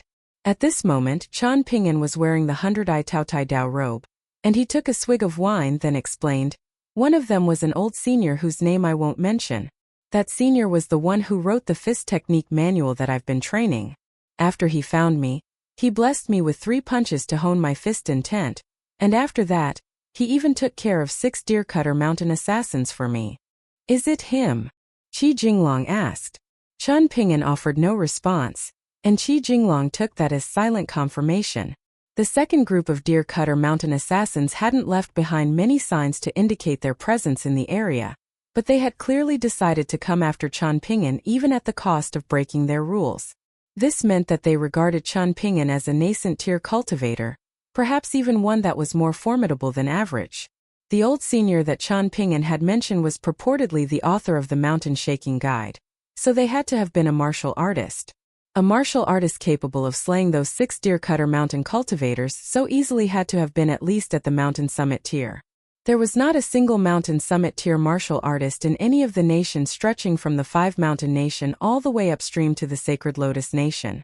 The Great Seal Script Empire did have a female far-roaming tier martial artist, but she was locked in a battle against that flood dragon from the Jade Seal River, so there was no way she could have come to Chen Ping'an's aid. With that in mind, it became very obvious to Qi Jinglong that Guyu had to have been the old senior in question. Guyu had never officially taken on a disciple in his life. That female far-roaming tier martial artist of the Great Seal Script Empire could only count as half a disciple of his. Guyu was very particular when it came to teaching his fist techniques, and there were all types of rumors swirling around, speculating about why he had never accepted a disciple. The most plausible theory was derived from a quote that had supposedly come straight out of Guyu's mouth. "Anyone can learn my fist techniques, but no one will be able to master them." After some contemplation, Qi Jinglong said, "You're safe for now. If that senior has come to your aid, then he would have ensured that no word of what happened here could escape. This means that Deer Cutter Mountain will continue to wait for the outcome of their second assassination attempt on you for the near future. During this time, there's no way they'd send another group of assassins after you, so you can continue your travels. I'll seek out the founding father of Deer Cutter Mountain for you and try to sort out this mess. I'm fairly confident that I'll be able to convince Deer Cutter Mountain to stop sending people after you, but you're going to have to be careful of the people pulling the strings behind the scenes. Clearly, they must possess one or both of immense wealth and influence if they were able to convince Deer Cutter Mountain to break their rules and come after you a second time. I'm more experienced than you when it comes to dealing with the dangers of the world," Chen Ping'an said. "Are you planning to stay here for a few more days?" Qi Jinglong asked. "I'm going to stay here for 3 more days. My body needs some time to recover before I continue my journey," Chen Ping'an replied. Qi Jinglong made his way to the foot of the mountain with just a single step, then began inscribing runes along the base of the mountain with one hand clasped behind his back. With each rune that he completed, he would move over 100 feet to inscribe the next one, and the entire process was extremely smooth and graceful, with no stagnant pauses or any unnecessary movements. It was important to remember that Qi Jinglong's mastery in the talismanic arts was the subject of envy even for Yang Ningzheng, who had come from the lofty Cloud Palace, one of the ancestral forces of the talismanic branch on the northern complete reed continent. Around 15 minutes later, Qi Jinglong returned to the mountain summit, then reported, "These runes will be enough to withstand 3 attacks from the average nascent tier cultivator, provided that they're not a swordsman and don't possess a pseudo-celestial weapon." Qian Ping'an gave him a thumbs up as he praised, as expected of the terrestrial flood dragon of the northern complete reed continent to have learned so much just from watching me inscribe a wall full of snow soil talismans. Qi Jinglong rolled his eyes and prepared to depart. The sooner he departed, the sooner he would be able to find the founding father of Deer Cutter Mountain, and the sooner Qian Ping'an would be safe. As for what he would do once he tracked down the founding father of Deer Cutter Mountain, he was going to reason with them, of course. As he turned to depart, he suddenly noticed that several sections of Qian Ping'an's exposed skin and flesh outside his Dao robe had been completely peeled back to reveal the bone underneath, and his brows furrowed slightly as he asked, "Do you not have any sense of pain? For martial artists like myself, these minor injuries are nothing more." Before Qian Ping'an had a chance to finish, Qi Jinglong suddenly appeared beside him before pressing a hand forcefully down onto his shoulder. Qian Ping'an's face instantly became contorted with pain, and he hurriedly shrugged off Qi Jinglong's hand as he yelled, "What are you doing? So you are human after all," Qi Jinglong chuckled. He took a glance at the surrounding area, then raised a hand to make a grabbing motion, and several streaks of golden light flew up his sleeve. He had released those talismans earlier to verify that there were no concealed threats in the area. "You're really not going to have a drink before you go?" Qian Ping'an asked with a smile. "You're still thinking about drinking at a time like this?" Qi Jinglong exclaimed in exasperation. "Do you heal from your injuries by drinking the same weight in wine as the blood that you lose?" Qian Ping'an put on a serious expression as he declared, "To tell you the truth, my cultivation base has swelled drastically after copping those 3 punches from that old senior. I am now a completely different person from the Qian Ping'an you once knew. If you don't hurry up and make a breakthrough, you'll be too ashamed to even come and see me in the future." "Have you reached the Vajrabadi tier or the far-roaming tier?" Qi Jinglong asked. "You're a real spoilsport, aren't you?" Qian Ping'an sighed. Qi Jinglong didn't say anything further as he sprang up into the sky, then instantly vanished into thin air. Qian Ping'an didn't feel guilty at all for calling upon Qi Jinglong. In fact, he didn't even feel the need to thank him. If Qi Jinglong were to ask for his help at some point in the future, then he would also rush to the former's aid without any hesitation. However, Qian Ping'an was hoping that something like that wouldn't happen. Even if it had to happen, it would ideally happen sometime in the distant future, when his swordsmanship was more refined and his fists were harder. Following Qi Jinglong's departure, Qian Ping'an was left with nothing to do. The rest and recuperation process couldn't be rushed, so he had to be patient. After some hesitation, he tipped himself upside down, supporting himself on his head as he attempted to incorporate the heaven and earth stance into the other 3 forms of meditation. There was no one else around anyway, so he didn't feel embarrassed trying out something so absurd. He began slowly shuffling along on his head, and a few minutes later, he returned to his feet, then brushed away the dirt and dust on top of his head. That had not felt good at all. All of a sudden he spotted Qi Jinglong standing beside his bamboo case, having made an unannounced return. "You could have at least said something. Are you trying to scare me to death?" Qian Ping'an complained. "What were you doing just now?" Qi Jinglong asked in a curious manner. Qian Ping'an continued dusting off his own head as he replied in a serious manner, "I'm practicing my walking meditation. This is an original secret technique of mine. Do you want to learn it? You're one of the only people I would offer this prized opportunity to." With a flick of his wrist, Qi Jinglong summoned 2 flagons of immortal wine that he had purchased from the skeleton shoal, then set them down on the bamboo case as he said, "I'll leave you to it then." After that, he sprang up into the air and disappeared without a trace once again. Qian Ping'an sat down onto his bamboo case, then picked up the flagons of wine for a close examination to discover that they were truly flagons of immortal wine, rather than ordinary rice wine. "He seems to be a bit more generous than I am."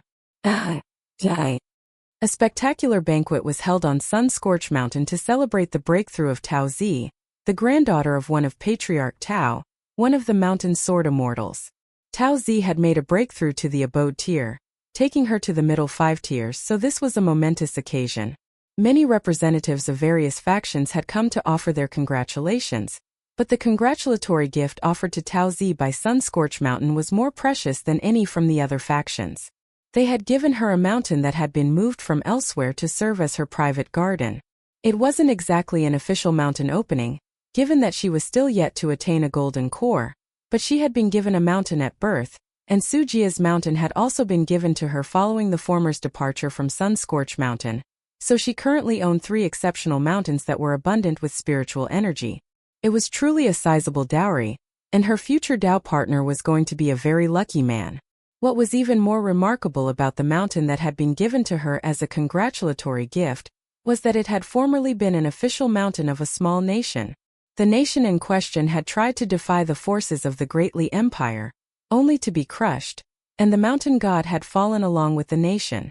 As a result, the mountain had become vacant, and Sunscorch Mountain had purchased it from the Great Li Empire before leaving it to the old mountain-moving ape, who severed the foundation of the mountain before hoisting it onto his back.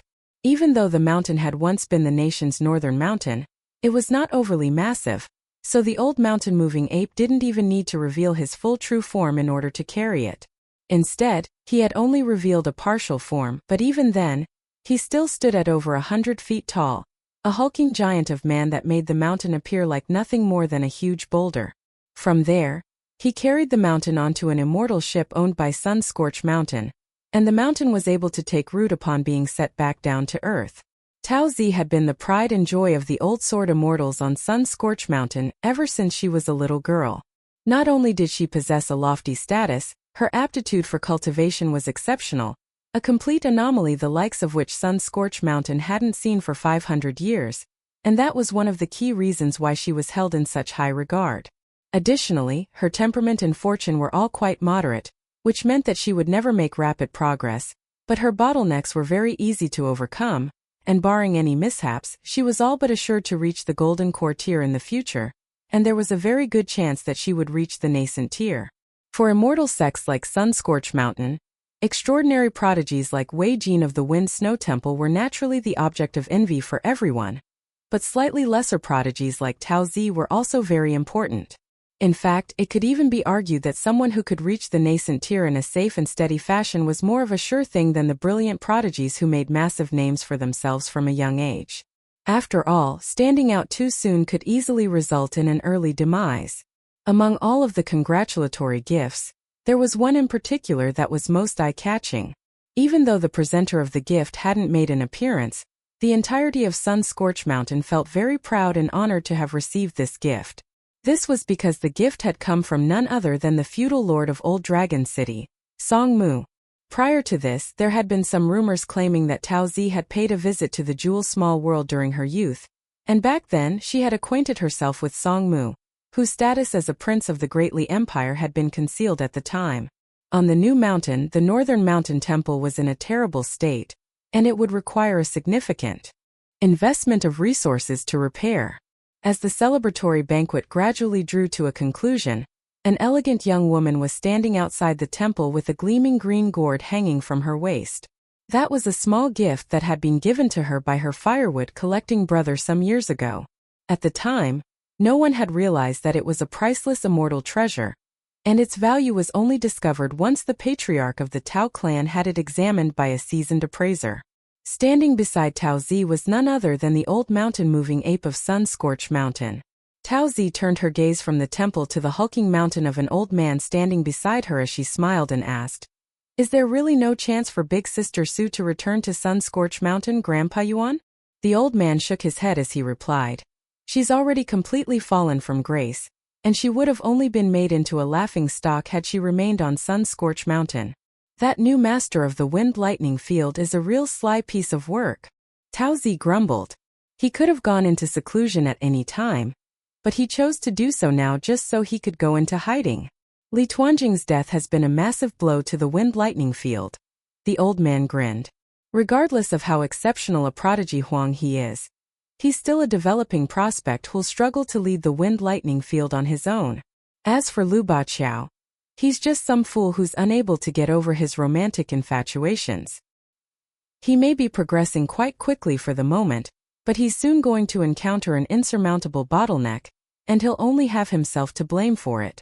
Once Huang He comes out of seclusion, our sun-scorched mountain will be able to issue him an official challenge, and the wind-lightning field will soon cease to exist. In contrast, our sun-scorched mountain is going from strength to strength.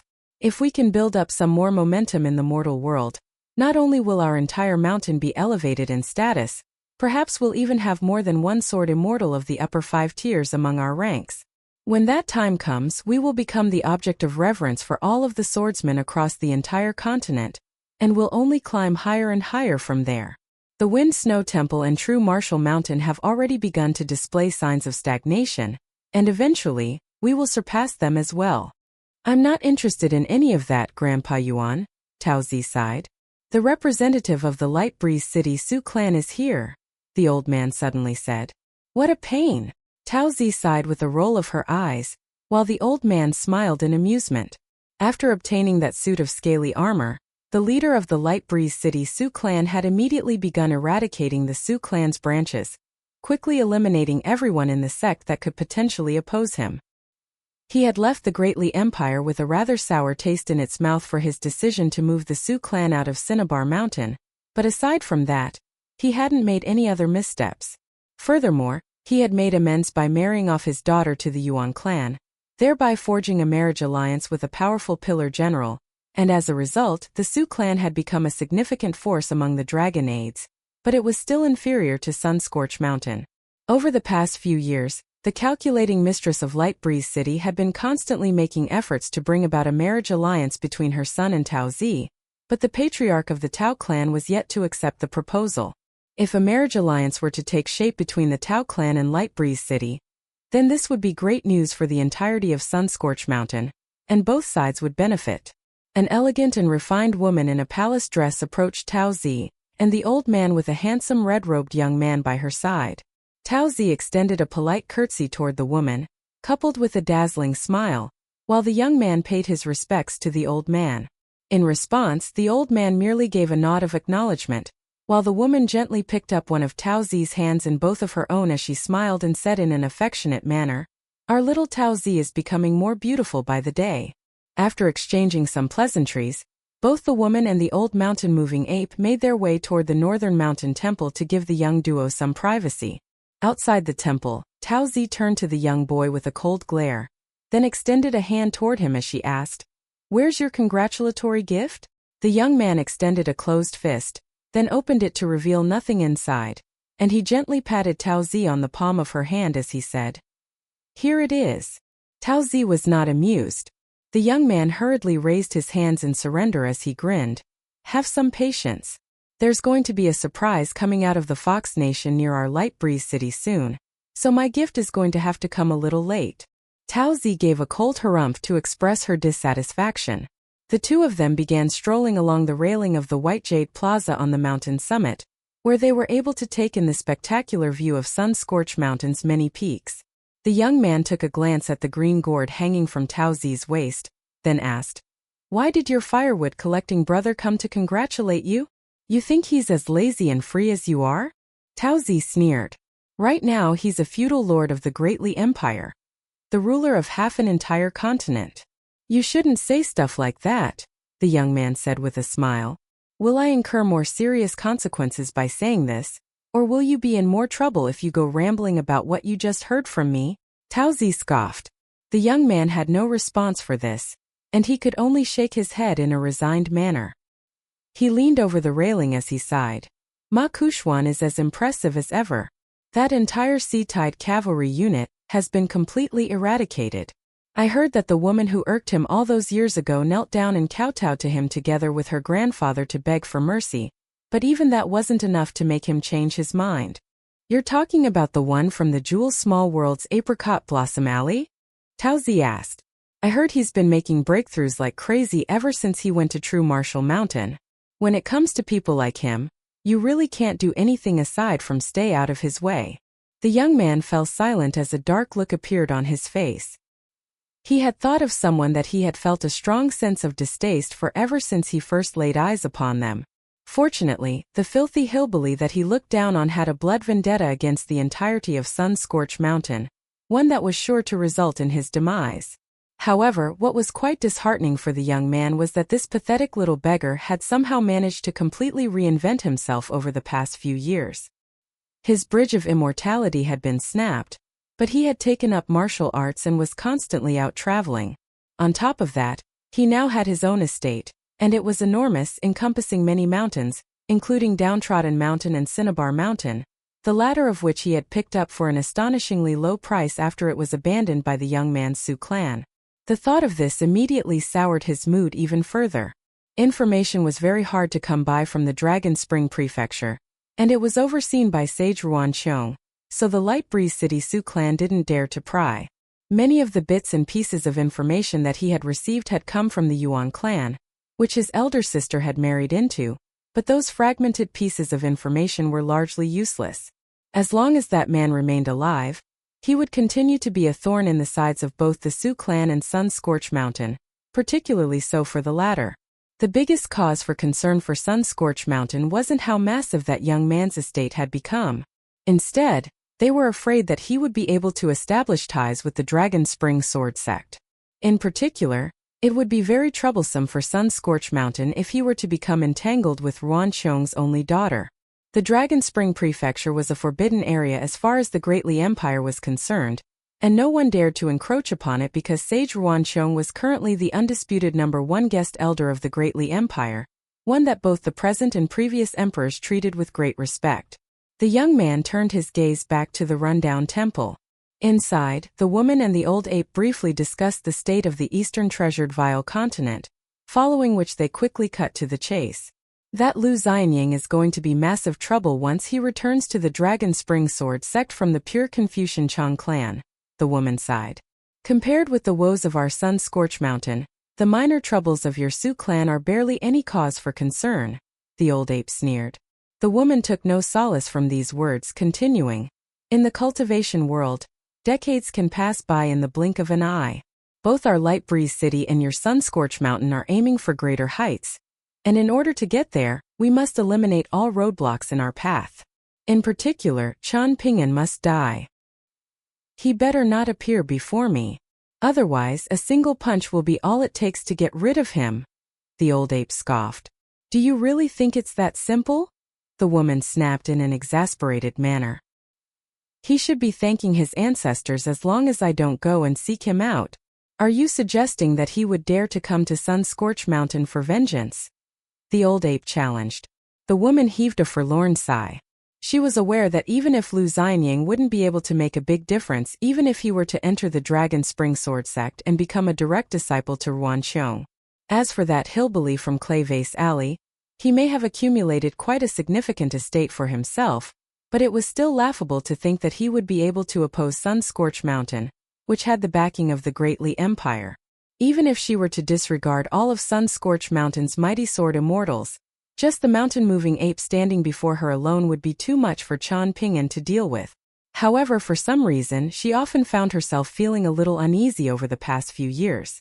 A mocking sneer appeared on the old ape's face as he asked, "What do you think of Wei Jin of the Wind Snow Temple?" The woman didn't know why the old ape had raised such a question, but she still replied, "Prior to Ma Kuxuan and after Li Tuanjing, he was the #1 prodigy on the continent." Alright, then let me ask you this. Would Wei Jin dare to challenge our Sunscorch Mountain? Would he be able to make our Sunscorch Mountain bow under his sword? The old ape asked. He would definitely dare to try, but he wouldn't be able to, the woman replied. If even Wei Jin wouldn't be able to force our Sunscorch Mountain to submit, what chance would a filthy little orphan from Clayvase Alley with a broken bridge of immortality have of achieving such a feat? The old ape scoffed. I feel like he would dare to try all the same, the woman said. The mountain-moving ape burst into laughter as he nodded in agreement. I suppose that's true. He already showed me his backbone by daring to challenge me back in the Jewel's small world. However, there's no one protecting him now, and if he dares to come to our Sunscorch Mountain, I'll make sure that this becomes his final resting place. Die. On the northern complete reed continent, Chan Ping'an wandered around for 2 full days on the summit of the mountain that was surrounded by runes inscribed by Qi Jinglong. He would either practice his walking meditation and fist techniques, or go to the foot of the mountain to observe the exceptional runes inscribed by Qi Jinglong. He had already completely given up on incorporating the heaven and earth stance into the other forms of meditation, not because it was too embarrassing, but because forcibly attempting to combine everything only worked to compromise his fist intent. Over these past 2 days, he had mostly been practicing his fist techniques. Given his terrible physical condition, engaging in excessive walking meditation would only harm his foundation. He had been struck by 3 punches from a mountain summit tier martial artist, and that would have been enough to kill the average Vajrabhati tier martial artist thrice over. Even the average far-roaming tier martial artist would have surely perished. Of course, Chen Ping'an wasn't superior to the average far-roaming tier martial artist. As a matter of fact, he had essentially died once. That day, at around dusk, Chen Ping'an sat down by his bamboo case and inscribed some common yellow paper talismans. He had already inscribed around 700 to 800 talismans thus far. The formations manual that Sui Jingqing had found after searching the bodies of the first group of deer-cutter mountain assassins had contained 3 offensive talismans of decent power, and it was not beyond Chen Ping'an's current abilities to inscribe them. One of those talismans was the celestial lightning talisman. Of course, it didn't count as a legitimate lightning talisman, but Chen Ping'an had inscribed a large number of them, and the sheer quantity was enough to make up for the lack of quality. As for the other 2 talismans, they were a water talisman by the name of the vast flowing river talisman, and an earth talisman called the earth pinch talisman. Yellow talisman paper wasn't expensive at all, and gold dust and elixir paste were also quite inexpensive compared with elixir sand. Furthermore, Chen Ping'an had purchased many jars and vials full of immortal elixir sand from Old Locust Street in the Spring Dew Garden, so he had sufficient materials to inscribe thousands of these talismans. Chen Ping'an split the talismans up by type before setting them down onto his bamboo case to form a series of small piles, enough to create an almighty storm of talismans. After briefly inspecting the talismans, he nodded to himself in satisfaction, then tucked them back up his sleeves. It was quite heavy, but it was a very welcome and reassuring weight. Finally, he leaned back against his bamboo case as he sat on the ground, then plucked out a blade of grass from the ground before shaking off the soil. With the blade of grass held in his mouth, he interlaced his fingers behind his head as he stared off into the distance. The fastest things under the heavens weren't flying swords. Instead, they were thoughts. One moment, Chen Ping'an's thoughts would fly to Clay Vase Alley and Downtrodden Mountain in the Dragon Spring Prefecture, and in the next instant, they would wander to the steps on Stalactite Mountain. He closed his eyes and slowly fell asleep. This year, a heavenly worship ceremony and a liberation rites of land and water had been held in Cloud Pagoda City and Pond Water City of Bamboo Scroll Lake. Both had been costly affairs as the services of many Buddhist and Taoist immortals had been employed. Even then, significant savings had been made because the 2 overseers of the events were very important figures, namely General Guan Ran of the Greatly Empire and river-severing True Lord Lu Jimao, who had turned from a prisoner on Palace Willow Island to a guest elder of the True Realm sect. Otherwise, it would have cost at least twice as much to employ the services of these immortals, and many favors would have had to have been redeemed as well. Of course, the immortals involved stood to benefit as well, seeing as they could accumulate merit while simultaneously acquainting themselves with Lu Zong and Guan Ran, so all of them performed their duties diligently and in earnest during the 2 ritualistic events. Throughout this entire process, there had been 3 figures constantly hiding behind the scenes, but the administrative officials under Guan Ran were very impressed with the trio's calculation abilities. The trio in question consisted of Gu Kan, Zhengyi and Ma Dui. The 2 rituals went very smoothly, and everyone praised guest Elder Lu and General Guan for their magnanimity. That night, Guan Ran enjoyed a celebratory feast with his administrative officials, while Gu Kan made his way back to his residence. He had rented a small house in a peaceful alley in Pond Water City, and waiting for him at the entrance was Zhang Yi, who heaved a sigh of relief upon spotting him in the night. Ma Dui hadn't gone to sleep either. As a ghost, she was able to progress much faster in her cultivation at night. At this moment, she was seated at the table, going through an accounting book under the light of a lamp. The liberation rites of land and water and the heavenly worship ceremony had both been extremely costly affairs, but thankfully, an old man by the name of Zhu Lian had provided them with large sums of grain rain coins on 2 separate occasions. The first time Zhu Lian had personally come to see them. He wore a perpetual smile and was very benevolent and easygoing. The second time, he had sent a young man by the name of Dong Shuijing to come and deliver them the money in Cloud Pagoda City. Ma Dui was dressed in the talismanic fox pelt from the Sioux clan of Light Breeze City, giving her a stunning appearance. Gukin patted himself down to get rid of the stench of alcohol in his robes, then made his way inside and poured himself a cup of tea before sitting down across from Ma Dui, while Zheng Yi sat on the stool between them. Ma Dui's gaze remained on the accounts book in front of her as she remarked, "The officials under General Du are much less corrupt than the officials from back when I was alive. There have barely been any embezzled funds. You think that's because they're good and virtuous people?" Gukin scoffed. "They simply don't dare to embezzle any funds under General Guan's watch. It's not worth the risk for them to put their political careers on the line just to get a bit of pocket change here. As long as they hold on to their official ranks, they'll be able to embezzle more money in the future. If they don't even have that much foresight, how could they have been assigned to serve General Guan? Of course, there are also some righteous individuals among them who don't embezzle simply because it's unscrupulous, but those people are few and far in between." Ma Dui took a moment to stretch, while Gukin offered her a cup of tea. Zheng Yi had also received a cup of tea from Gukan. The three of them had been living together for quite some time, and the arrangement no longer felt unnatural to them. "Thank you for your hard work," Gukin said with a smile. Ma Dui finished her cup of tea in one go, then massaged her own wrists with an excited expression as she said, "I'm finally going to have some free time to myself. I'm going to travel to all of the nations around Bamboo Scroll Lake, including the Stone Brush Nation and the Plum Glaze Nation. I'll give you that peace and safety tablet," Gukin said. "As you're traveling through those nations, make sure to spend as much time as you can in the major cities where the Greatly Empire's forces are situated. That way, you'll be able to seek them out for help if you encounter any trouble. Outside of that, try to keep the tablet hidden. Otherwise, you'll be targeted by disgruntled cultivators whose nations were conquered by the Greatly Empire. Don't you ever grow tired of being so pedantic all the time?"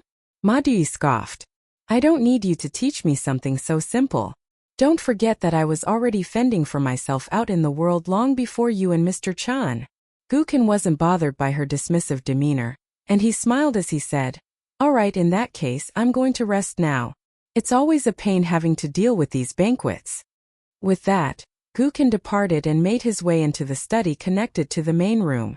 Situated on the desk inside was the Hall of the Underworld that Chan Ping'an had secured from Cyan Gorge Island, as well as the colored glazed pagoda replica that Chan Ping'an had purchased from guest elder Yu Gui. Compared with the Hall of the Underworld, the colored glazed pagoda replica only had 12 rooms, and 11 of the entities inside had been cultivators of the middle 5 tiers during their living days. In death, they had transformed into malicious ghosts with extremely deep-seated fixations. After all these years, only around half of them remained. Gukin sat down onto the chair to stare at the Hall of the Underworld, completely immersing himself in it. Within the Hall of the Underworld, his soul was as tiny as a mustard seed, much like Cyan Gorge Island relative to the entirety of Bamboo Scroll Lake. There were over 200 entities inside who were willing to depart into the afterlife with the help of the heavenly worship ceremony and the liberation rites of land and water. Most of these entities had already had their final wishes granted, and there were also some who no longer had any attachments to this life, and had placed their hopes on reincarnation, hoping to be able to live differently in their next life. However, there were still some entities who chose to remain in the Hall of the Underworld, cursing the one who had killed them, and many of them were even cursing Chan Ping'an simply for his connection to Gukan. However, even so, Gukan stuck to the promise that he had made to Chan Ping'an. Not only did he not eradicate any of those resentful entities when he could have easily done so, he periodically entered the Hall of the Underworld and the colored glazed pagoda replica to toss in some immortal coins to ensure that the entities inside could retain their sanity and weren't reduced to mindless malicious ghosts. After leaving the Hall of the Underworld, Gukin cast his soul into the colored glazed pagoda replica, making his way past the rooms inside one after the other. The interiors of the rooms were pitch black, so only when their inhabitants were standing at the entrance could Gukin see them. At this moment, a female ghost dressed in white was standing at the entrance of her room with a wooden expression. Even though Gukan's soul was within reach, she didn't lash out. This was because all of the inhabitants of these rooms had made an agreement with Chan Ping'an, which stipulated that they could seek out Gu Kan for revenge once he entered the colored glazed pagoda, but they were responsible for the consequences of their actions, and they would only get one chance at vengeance. At the time, none of the 11 entities had chosen to try their luck. At this point, 2 of them had already had their final wishes granted and passed on to the afterlife. One of them had requested Gu Kan to look after their clan for at least 100 years. During that time, Gu Kan had to ensure that no major calamity befell them, and that they would enjoy great riches and nobility. Gu Kan had agreed. The other one had requested Gu Kan to gift their direct disciple an immortal treasure that would ensure that the disciple in question would reach the middle 5 tiers. Furthermore, he was not to interfere with that disciple's cultivation or hunt them down after they reached the middle 5 tiers. Gu Kan had agreed to this request as well. However, he told the entity that he wouldn't be able to supply the immortal treasure, but he was willing to help that disciple in secret in their cultivation.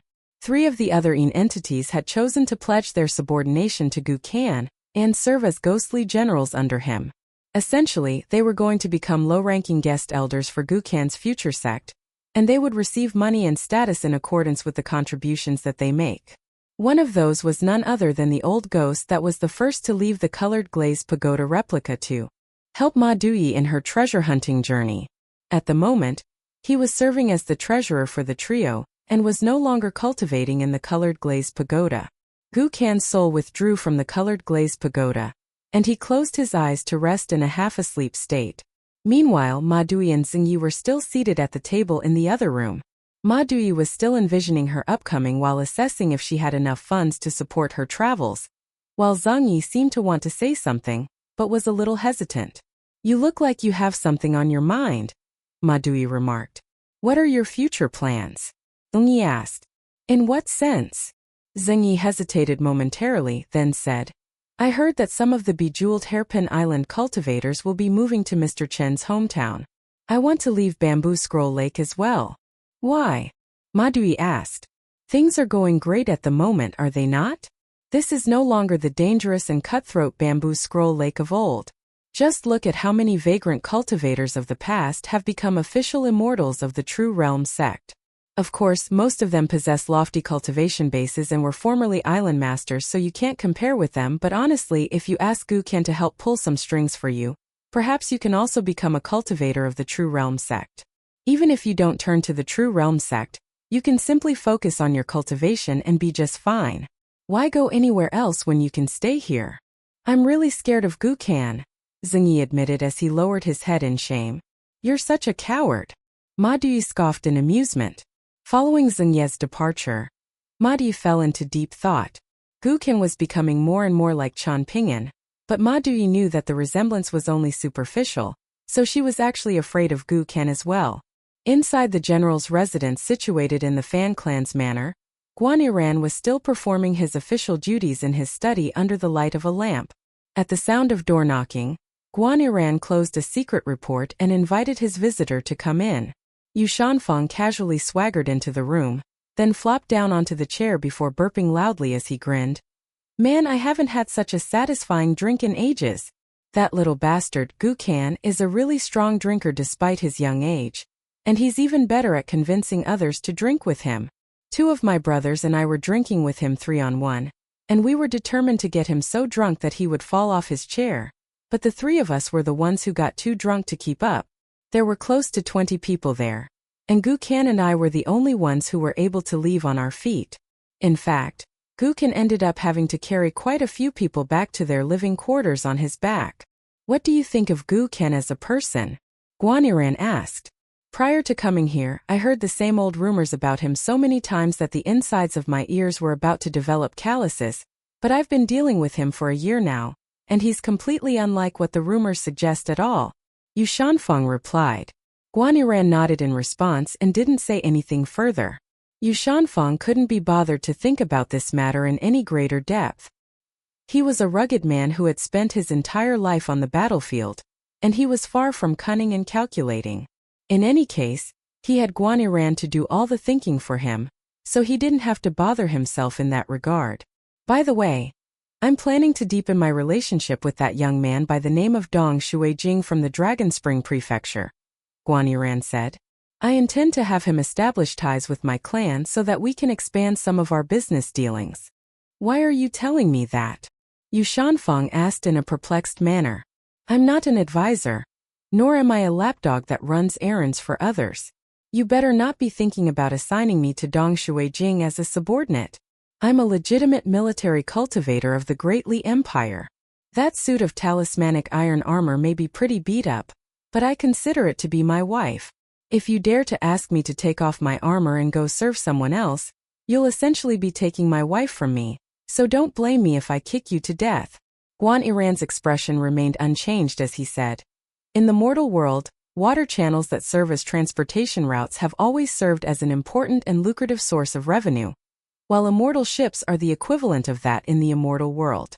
The officials overseeing the transportation water channels are all quite lofty in rank, regardless of which nation they serve. All of them are understated figures who don't possess resounding reputations, but wield immense power. Right now, our Great Li Empire is about to establish a new office overseeing all of the immortal ship routes and ferry stations across the entire continent, and the overseeing official of the office will only be one rank lower than the Minister of the Ministry of Revenue. Everyone in the Imperial Court has already begun competing for seats, and our Guan clan has managed to secure 3. I can claim the lowest ranking one of those 3 seats. It's something that I deserve, and no one will be able to say anything about it. I'm not asking you to retire as a military cultivator. I know what you're like, and I know that asking you to retire would kill you. I just want to take this opportunity to send you to that new office. You'll be in the light, while Dong Shuijing will be in the shadows. You two can help each other out, and you can continue to progress up the ranks, while he earns monetary profit from his collaboration with you. Rest assured, it'll all be completely clean and scrupulous. Just treat it like you're doing me a favor. What do you say? I'll pass, Yu Shanfeng replied in a glum manner. I have no interest in becoming an official, so you can give the opportunity to someone else. Are you that eager to die on the battlefield? Guan Yiran asked. No, but there are no more hard battles from here anyway, so my life won't be under any threat, Yu Shanfeng countered. Guan Yiran hesitated momentarily, then said in rather vague terms, the battlefield from here is going to be just as perilous. The only difference is that the battles will no longer be fought on horseback. There's one thing that I can tell you. It's something that I figured out on my own, and it's not a secret. All military cultivators outside the native territory of the Great Li Empire, including myself, run the risk of dying at any time, anywhere, and for no reason, especially those who are stationed in the subsidiary nations that were conquered by force. In particular, those closest to the former capitals of those nations or eradicated immortal sects will be even more at risk than others. It may not be happening yet, but I can assure you that there will be many assassinations to come. Well, that's even more reason for me to stay, Yu Shanfeng said. Given your shoddy martial arts, if I'm not around to protect you, you could get assassinated even while taking a shit in the lavatory. Guan Yiran could only pick up a bronze paperweight and hurled it at Yu Shanfeng in frustration. Yu Shanfeng caught the paperweight with a wide grin as he said, Thank you for the gift, General. He then rose to his feet before rushing toward the door. Guan Yiran remained seated as he scoffed. Really? You're going to steal something that's only worth 2 taels of silver? Yu Shanfeng immediately stopped in his tracks, then tossed the paperweight back onto Guan Yiran's desk with a disdainful expression as he grumbled. How could you? You're a descendant of the mighty Guan clan. Yet you're keeping this type of cheap trash on your desk. I feel ashamed on behalf of your ancestors. Guan Yiran hurriedly reached out with both hands to catch the paperweight, then carefully set it back down onto the desk with a pleased smile as he said, Truth be told, this is a paperweight that was personally used by the Emperor of the luminous Vermilion Empire. It's actually worth a lot of money, and it was a reward from General Su. Yu Shanfeng threw the door open, then raised his middle finger to Guan Yiran before storming out of the room. Guan Yiran shook his head with an amused smile, but his smile quickly faded as his gaze returned to the secret report on his desk. It had come from the Green Ripple Pavilion, and it was an extremely wordy report, which was very rare for reports of this nature, given that Imperial Preceptor Cui Chan placed great emphasis on making all official documents as concise as possible. The reason why Guan Ran was able to read this secret report wasn't because he was from the Guan clan.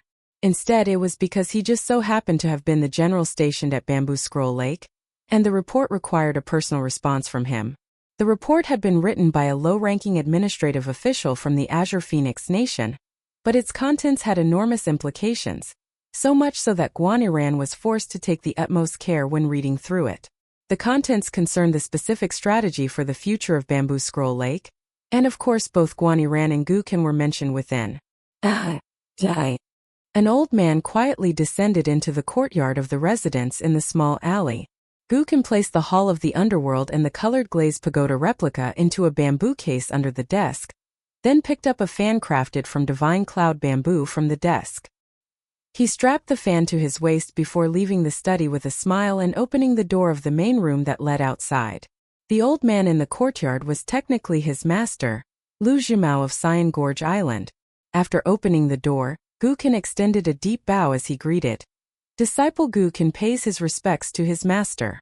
No need for formalities, Lu Jimao said with a smile and a nod. The two of them sat down in the main room with Lu Jimao occupying the main seat, while Gukin sat down beside him. Lu Jimao briefly examined the room before remarking, "The place is a little small, but it's nice and quiet. Would you like to have a drink, master?" Gukin asked.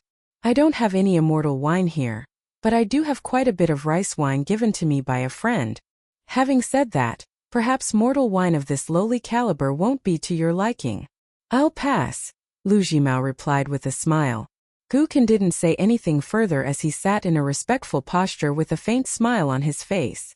"Earlier, I made a trip out of Bamboo Scroll Lake with another guest elder of the sect, and I've acquainted myself with Great General Su Gaoshan. Are you interested in joining the military?" Lu Jimao asked with a smile. "It's fine. I won't trouble you to make arrangements for me, master," Gukin replied with a shake of his head. Lu Jimao didn't insist. All of a sudden, a reminiscent look appeared in his eyes as he asked, "You still haven't even turned 14 yet, right?" Gukin nodded in response. Lu Jimao was silent for a moment, then said, "If I can successfully make a breakthrough to the upper 5 tiers, then as a guest elder, I'll be able to make 3 requests to the True Realm sect. This is something that sect leader Jiang promised me from the very beginning. I'm planning to ask the sect to assign you a piece of territory that encompasses both Cyan Gorge Island and Whitefish Island, among others." Gukin's expression remained unchanged, and he wasn't in a hurry to speak. "I'm not doing this solely for your benefit. Instead, there are some selfish considerations on my part as well," Lu Jimao continued. "I don't want the lineage of Cyan Gorge Island to be severed. As long as you remain on Cyan Gorge Island, the ancestral hall will remain standing, and it'll be fine even if very few people from the island remain. That way, as the island master of Cyan Gorge Island, I'll be able to fully dedicate myself to serving Jiang Shangzhen and the True Realm sect." "What do you need me to do, master?" Gukin asked. "I wouldn't dare to proclaim that I'm willing to throw away my life for whatever cause you assign me, but as long as it's within the realm of my capabilities, I'll be sure to carry out your bidding to the best of my abilities." Lu Jimao was very pleased to hear this, and he stroked his beard with a smile as he said, "I want you to help the Cyan Gorge Island Ancestral Hall flourish. It's as simple as that. However, let me make something clear to you in advance. Aside from Li Futsu, I'm not acquainted with even a single one of any of the other elders of the True Realm sect. In fact, there may even be enemies of mine among them, and I can tell that Jiang Shangzhen doesn't fully trust me, so it may not be a good thing for you to take over Cyan Gorge Island and the subsidiary islands. Hence you have to weigh up your options. Everyone wants money to fall out of the sky, but they could be crushed under its weight if too much money falls out of the sky at once. In my eyes, you are my only capable disciple, and that's why I'm being so candid with you. Please give me some time to think about it, master," Gukin requested. "I'll give you my answer in 3 days at the very latest." Lu Jimao nodded as he said, "Take your time. Plan extensively before you make a move, but when you do decide to make a move, make sure to go all in and don't hold back. For vagrant cultivators like ourselves, that is the key to survival and success." "I'll be sure to remember your teachings, master," Gukin replied with a nod. "In the past I thought I knew everything, but in reality I knew nothing. My apologies for being such a conceited and disobedient disciple in the past. All those who proclaim to know everything are always the ones who know nothing, Lu Clan said with a smile. Your behavior from back then appeared completely reckless and deranged, but in reality, you weren't as inept as you think. As long as you survive, all of the suffering that you had to endure in the past would become invaluable experience to guide your path forward. Only the lessons that are learned the hard way are lessons that are truly learned. Gu Qin nodded in response. Lu Jimao pulled out an antiquated book that looked as if it had been crafted from some type of material somewhere between gold and jade, and the title written on the cover of the book read, River Severing Sutra.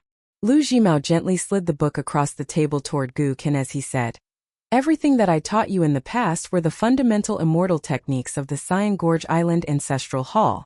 At the very most, they could only be considered rudimentary techniques, whereas this sutra holds the key to the foundation of my great Tao. Truth be told, in the past, I didn't dare to pass this sutra down to you, nor was I willing to do so. I was afraid that you would join forces with that catfish to kill me. The sutra had been Lu Jimao's most prized possession for the past several centuries, but now that he had decided to give it to Gu Qin, he didn't spare it even a second glance. Things are different now. If I manage to reach the upper 5 tiers, then I will have nothing to fear. If I fail and perish, then I will cease to exist, and I will have even less to fear then.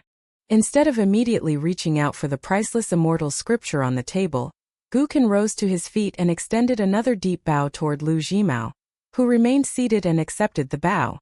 The two of them had plotted extensively against one another over the years, but this interaction was as pure and simple as could be.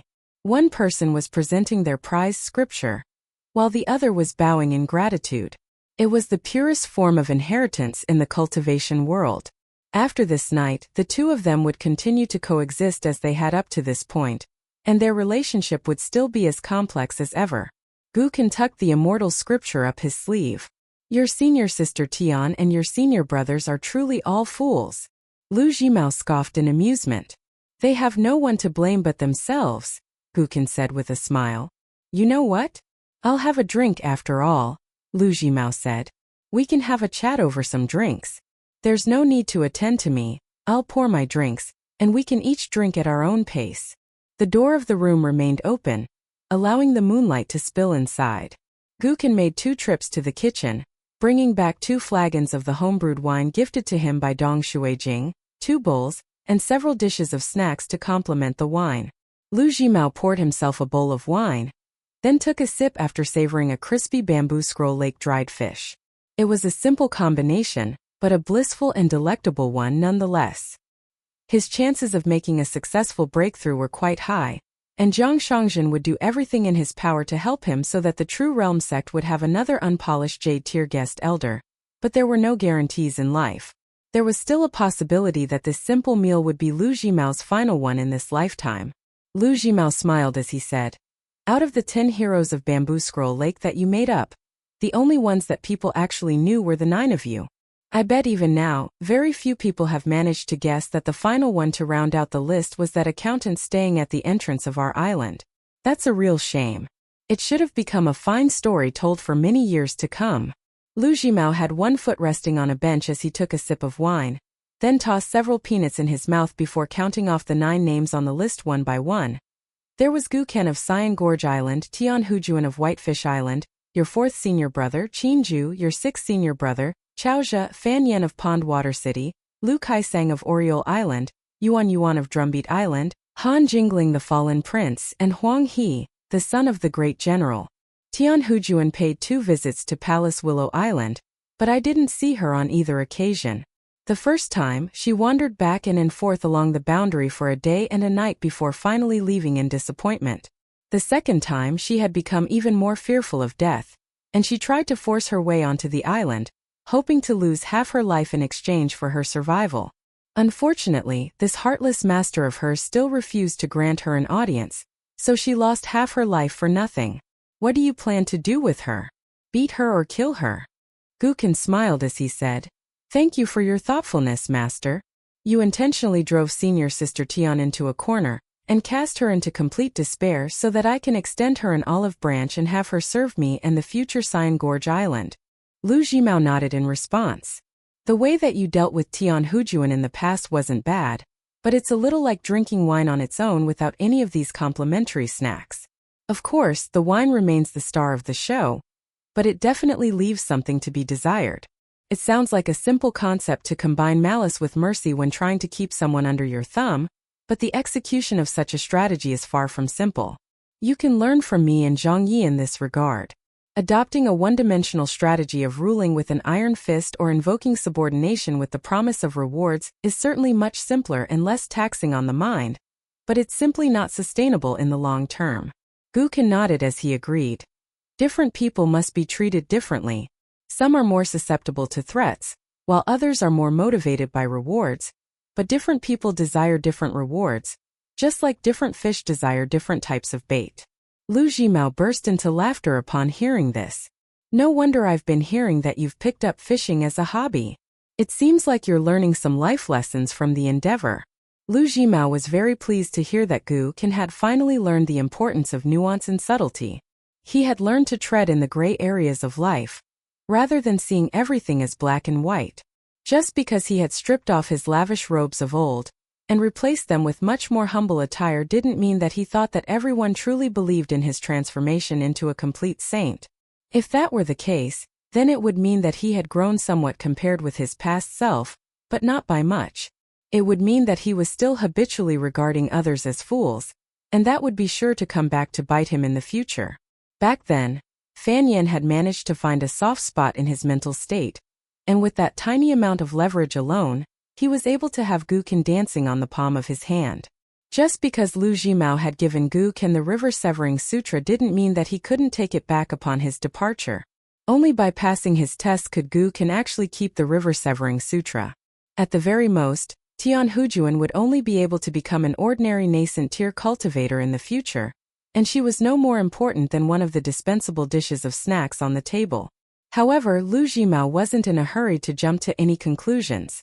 The night was still young, and the test had only just begun. I'm sure you've already figured out at this point that Fan Yan has been the one truly pulling the strings behind the scenes in Pond Water City for quite some time now, right? Lu Jimao casually asked. Of course, master. I'm not blind, Guken replied with a wry smile.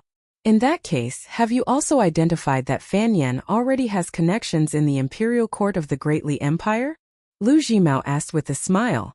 I can tell you now that it's not Guan Yiran, nor is it Su Gaoshan.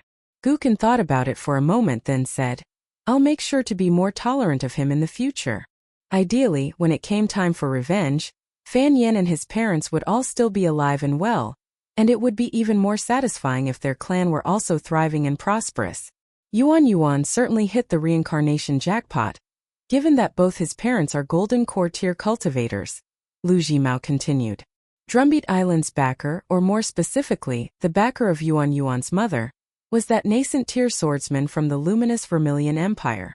However, he was pursued by Ruan Xiu of the Dragon Spring Sword Sect, and an unidentified young man all the way to the border before he was slain. His demise should have spelled the end of Drumbeat Island, but not only have they managed to secure a seat among the True Realm Sect's panel of guest elders, they've even obtained a peace and safety tablet from the Great Li Empire's Ministry of Justice. Guken wasn't very resentful of Yuan. Someone like him, who was constantly flaunting his shrewdness, was nothing more than a superficial fool who felt himself to be smarter than everyone else. Drumbeat Island's opportunistic tactics really weren't impressive or remarkable at all. In fact, anyone could have easily replicated what they had done. As long as Yuan didn't bother him in the future, Guken would continue to welcome him as a guest on Cyan Gorge Island. As for all of the facetious things that Yuan had said about him behind his back, those were nothing but words that were incapable of hurting anyone. Throughout his life, Guken had heard more than his fair share of hurtful words, and that was no longer just cause for him to kill someone. At the very least, he wasn't going to be killing any more people on mere whims for perhaps a very long time. However, he had the patience and he could afford to wait. He had learned that while he only had the ability to break rules and not to create them, then he had to follow the rules. During this period, each bout of hardship that was endured was an invaluable experience. As long as those hardships didn't kill you, Guken was able to learn precious lessons through enduring these hardships, and he had come to embrace adversity as a result. Han Jingling is just about the luckiest person I've ever seen, Lu Jimao remarked. He had fled to Bamboo Scroll Lake, completely abandoning his duties as a feudal lord and essentially leaving the citizens of his territory to die, but somehow, he had become lauded as a wise and capable lord, following which he had been elevated to the throne. It was such a fortuitous sequence of events that one could hardly imagine how things could have gone better for him. The other prince, Han Jingxin, had perished in the wilderness outside of the capital, so Han Jingling didn't have to worry about any competition for the throne. As for Huang He was also doing quite well. As the close friend and confidant that had played a pivotal role in Han Jingling's ascension to the throne, he had become the assistant minister of the Ministry of Rites at a very young age. He had been the one accompanying Han Jingling in the appointment of the Stonebrush Nation's new set of 5 mountains, and the minister of the Ministry of Rites didn't dare to complain at all. Even though he was only the assistant minister, he had much more authority than the minister himself. Furthermore, Huang He's father was essentially the standing emperor of the Stonebrush Nation. He didn't get to wear an imperial robe, but he was able to attend imperial assemblies with a weapon at his side, a privilege that was granted to no one else. Luck is also a part of one's abilities, Gukin said with a smile. Huang He had become extremely complacent and conceited in light of his good fortune, and he was sure to suffer a terrible fate at Han Jingling's hands, so Gukin wouldn't even have to personally go after him. Having said that, Gukin was still hoping that he would get to put an end to Huang He himself. After Gukin fell from grace, Huang He was the only one who had dared to arrive on Cyan Gorge Island and demand for the door of that room to be opened, so Gukin held a particularly deep grudge against him, and he was waiting for an opportunity to exact his revenge. Lu Jimao went through the rest of the names one by one, and he was able to gain a rough understanding of Gu Kan's attitude toward each person. Clearly, he was still one to hold grudges, but in contrast with the willful brat who killed whoever he pleased without discretion, the current Gu Kan was far more measured and calculating. Not only was he able to suppress his desire for vengeance, it seemed like he truly relished the current situation that he was in, viewing the adversity as a positive aspect of his life, rather than lamenting his fall from grace. This was a very encouraging sign for Lu Jimao. The current Gu Kan would be able to live longer and better than the Gu Kan of the past. In times of great adversity, those who possess the most patience are sure to be rewarded. In essence, this was another form of cultivation. Lu Jimao had never been concerned that Gu Kan would struggle on the path of cultivation. He was born to a vagrant cultivator, perhaps even one that was destined to surpass Lu Laocheng. Lu Jimao poured himself another bowl of wine, then asked, "What are you going to do with the rest of the Yin entities? If that's not something that you can disclose to me, then you don't have to tell me." Gu Kan had just raised his bowl, and he set it down again. After a brief silence, he shook his head and replied, "It's not anything that I can't disclose. If their sole fixation in death is their desire for vengeance, then I would simply give them the chance to exact their revenge. As I'm sure you're already aware, sect leader Jiang has marked out several islands with connected mountain and water fortune near Cloud Pagoda City, and he's planning to give them all to me. I'll establish a sect for ghostly cultivators on those islands, and all of the Yin entities who wish to cultivate there can do so. If they need money, then I'll provide it. If they require cultivation arts, then I'll go seek out suitable ones for them. Whenever they feel ready to challenge me and get their shot at revenge, all they need to do is tell me. Outside of that, I'll try to fulfill all of their other requests and wishes to the best of my abilities. I know that many of them are taking advantage of my goodwill, but that's fine. As long as their requests aren't unreasonable or outside the realm of my capabilities, I will try to satisfy them. Would it have been easier for both you and Chan Ping'an if he had simply killed you instead of subjecting you to all of this?" Lu Jimao suddenly chuckled. Gu Kan lowered his head as he raised his bowl, then paused momentarily to consider the question before answering. "Chan Ping'an is not that type of person, and I would also rather not die so early." Lu Jimao's expression remained unchanged, but internally he was astonished. He actually had no idea that Jiang Shangzhen intended to give those islands to Gu Kan. With that in mind, he heaved an internal sigh. It seemed that this final test that he was putting Gu Kan through wouldn't go quite as he had planned. However, after taking a moment to weigh up his options, he still asked, What do you think will be required for Cyan Gorge Island to survive and flourish? You don't have to answer me right away. You can have a drink first and take some time to consider your answer. Gukin set down his bowl and wiped his lips with the back of his hand, then picked up a dried fish and chewed it meticulously before swallowing. Only after that did he reply, "First, I must reach the upper 5 tiers. Then I have to seek out a backer in the Great Li Empire. At the very least, it'll have to be the leader of a Pillar General's clan. Through that backer, I'll secure an audience with the Emperor of the Great Li Empire and offer up my services to him, acting as a pawn for the Great Li Empire in Bamboo Scroll Lake to keep the True Realm sect in check." "That's it?" Lu Jimao asked. "That's it for now. The rest can wait," Gukin replied with a smile. "If you do that, won't you be betraying both myself and Jiang Shangzhen? I am your master while Jiang Shangzhen is going to give you all of those islands. Wouldn't you be repaying kindness with ingratitude by doing this?" Lu Jimao asked. Gukin cast his gaze outside with a composed expression as he replied, "The night is long, and there's enough time to drink many bowls of wine and sample many dishes. If we view my plan in isolation today, it does seem like I'm repaying kindness with ingratitude, but at some point in the future, perhaps I'll be doing both of you a huge favor. Besides, there's no telling what could happen later down the line. Perhaps I'll suddenly drop dead someday. Who knows?" Lu Jimao picked up his bowl and brought it to his lips, then tipped his head back and finished the rest of his wine in one go. Gukin was being extremely sincere and candid with him, and he was glad that he had paid Gukin this visit. Upon noticing that both Lu Jimao's bowl and flagon were empty, Gukin picked up his own flagon of wine to refill Lu Jimao's bowl, and the latter didn't stop him. After sitting back down, Gukin raised what was also his final bowl of wine as he said, "Objectively speaking, I must thank you for taking me out of Clay Vase Alley all those years ago, master. You are the one who gave me the opportunity to do so many things and to live for as long as I have." Lu Jimao raised his bowl before touching it to Gukin's, and both of them downed their bowls of wine together. Lu Jimao rose to his feet, and Gukin followed suit. The two of them made their way out of the main room, and they stood side by side as Lu Jimao smiled and said, "A man must seek joy while he is still young, else he will look back as an old man full of regret." Gukin shook his head as he countered, "A young man who seeks only hedonistic joy will also look back upon their life, full of regret." "You've read a few books, have you?" Lu Jimao asked with a surprised smile. Gukin nodded as he replied, "I've been reading a bit of everything. Newspapers, poem anthologies, bits and pieces here and there. I've always regretted the fact that I didn't go to school much, and I've spent my entire life on Clay Vase Alley and in Bamboo Scroll Lake. So I want to learn more about the outside world through reading books and newspapers."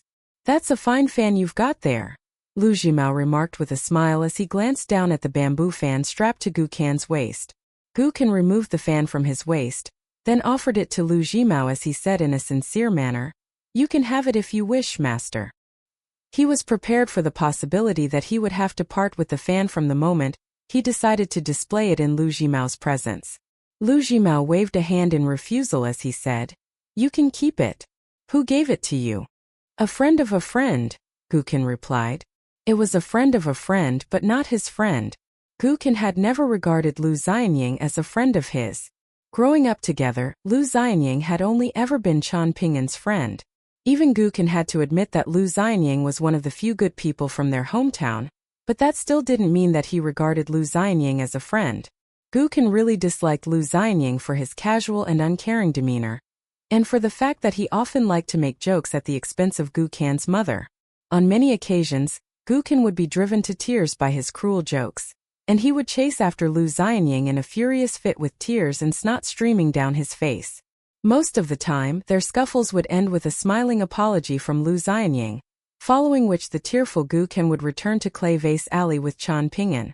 As they walked along, a smile would always emerge through Gukin's tears, and he would quickly forget all of his worries and indignation. He had only ever had one friend, and that would remain the case for the rest of his life. However, Gukin could never become the same type of person as Chan Pingan. Gukin was Gukin, and he couldn't be anyone else, nor could anyone else be him.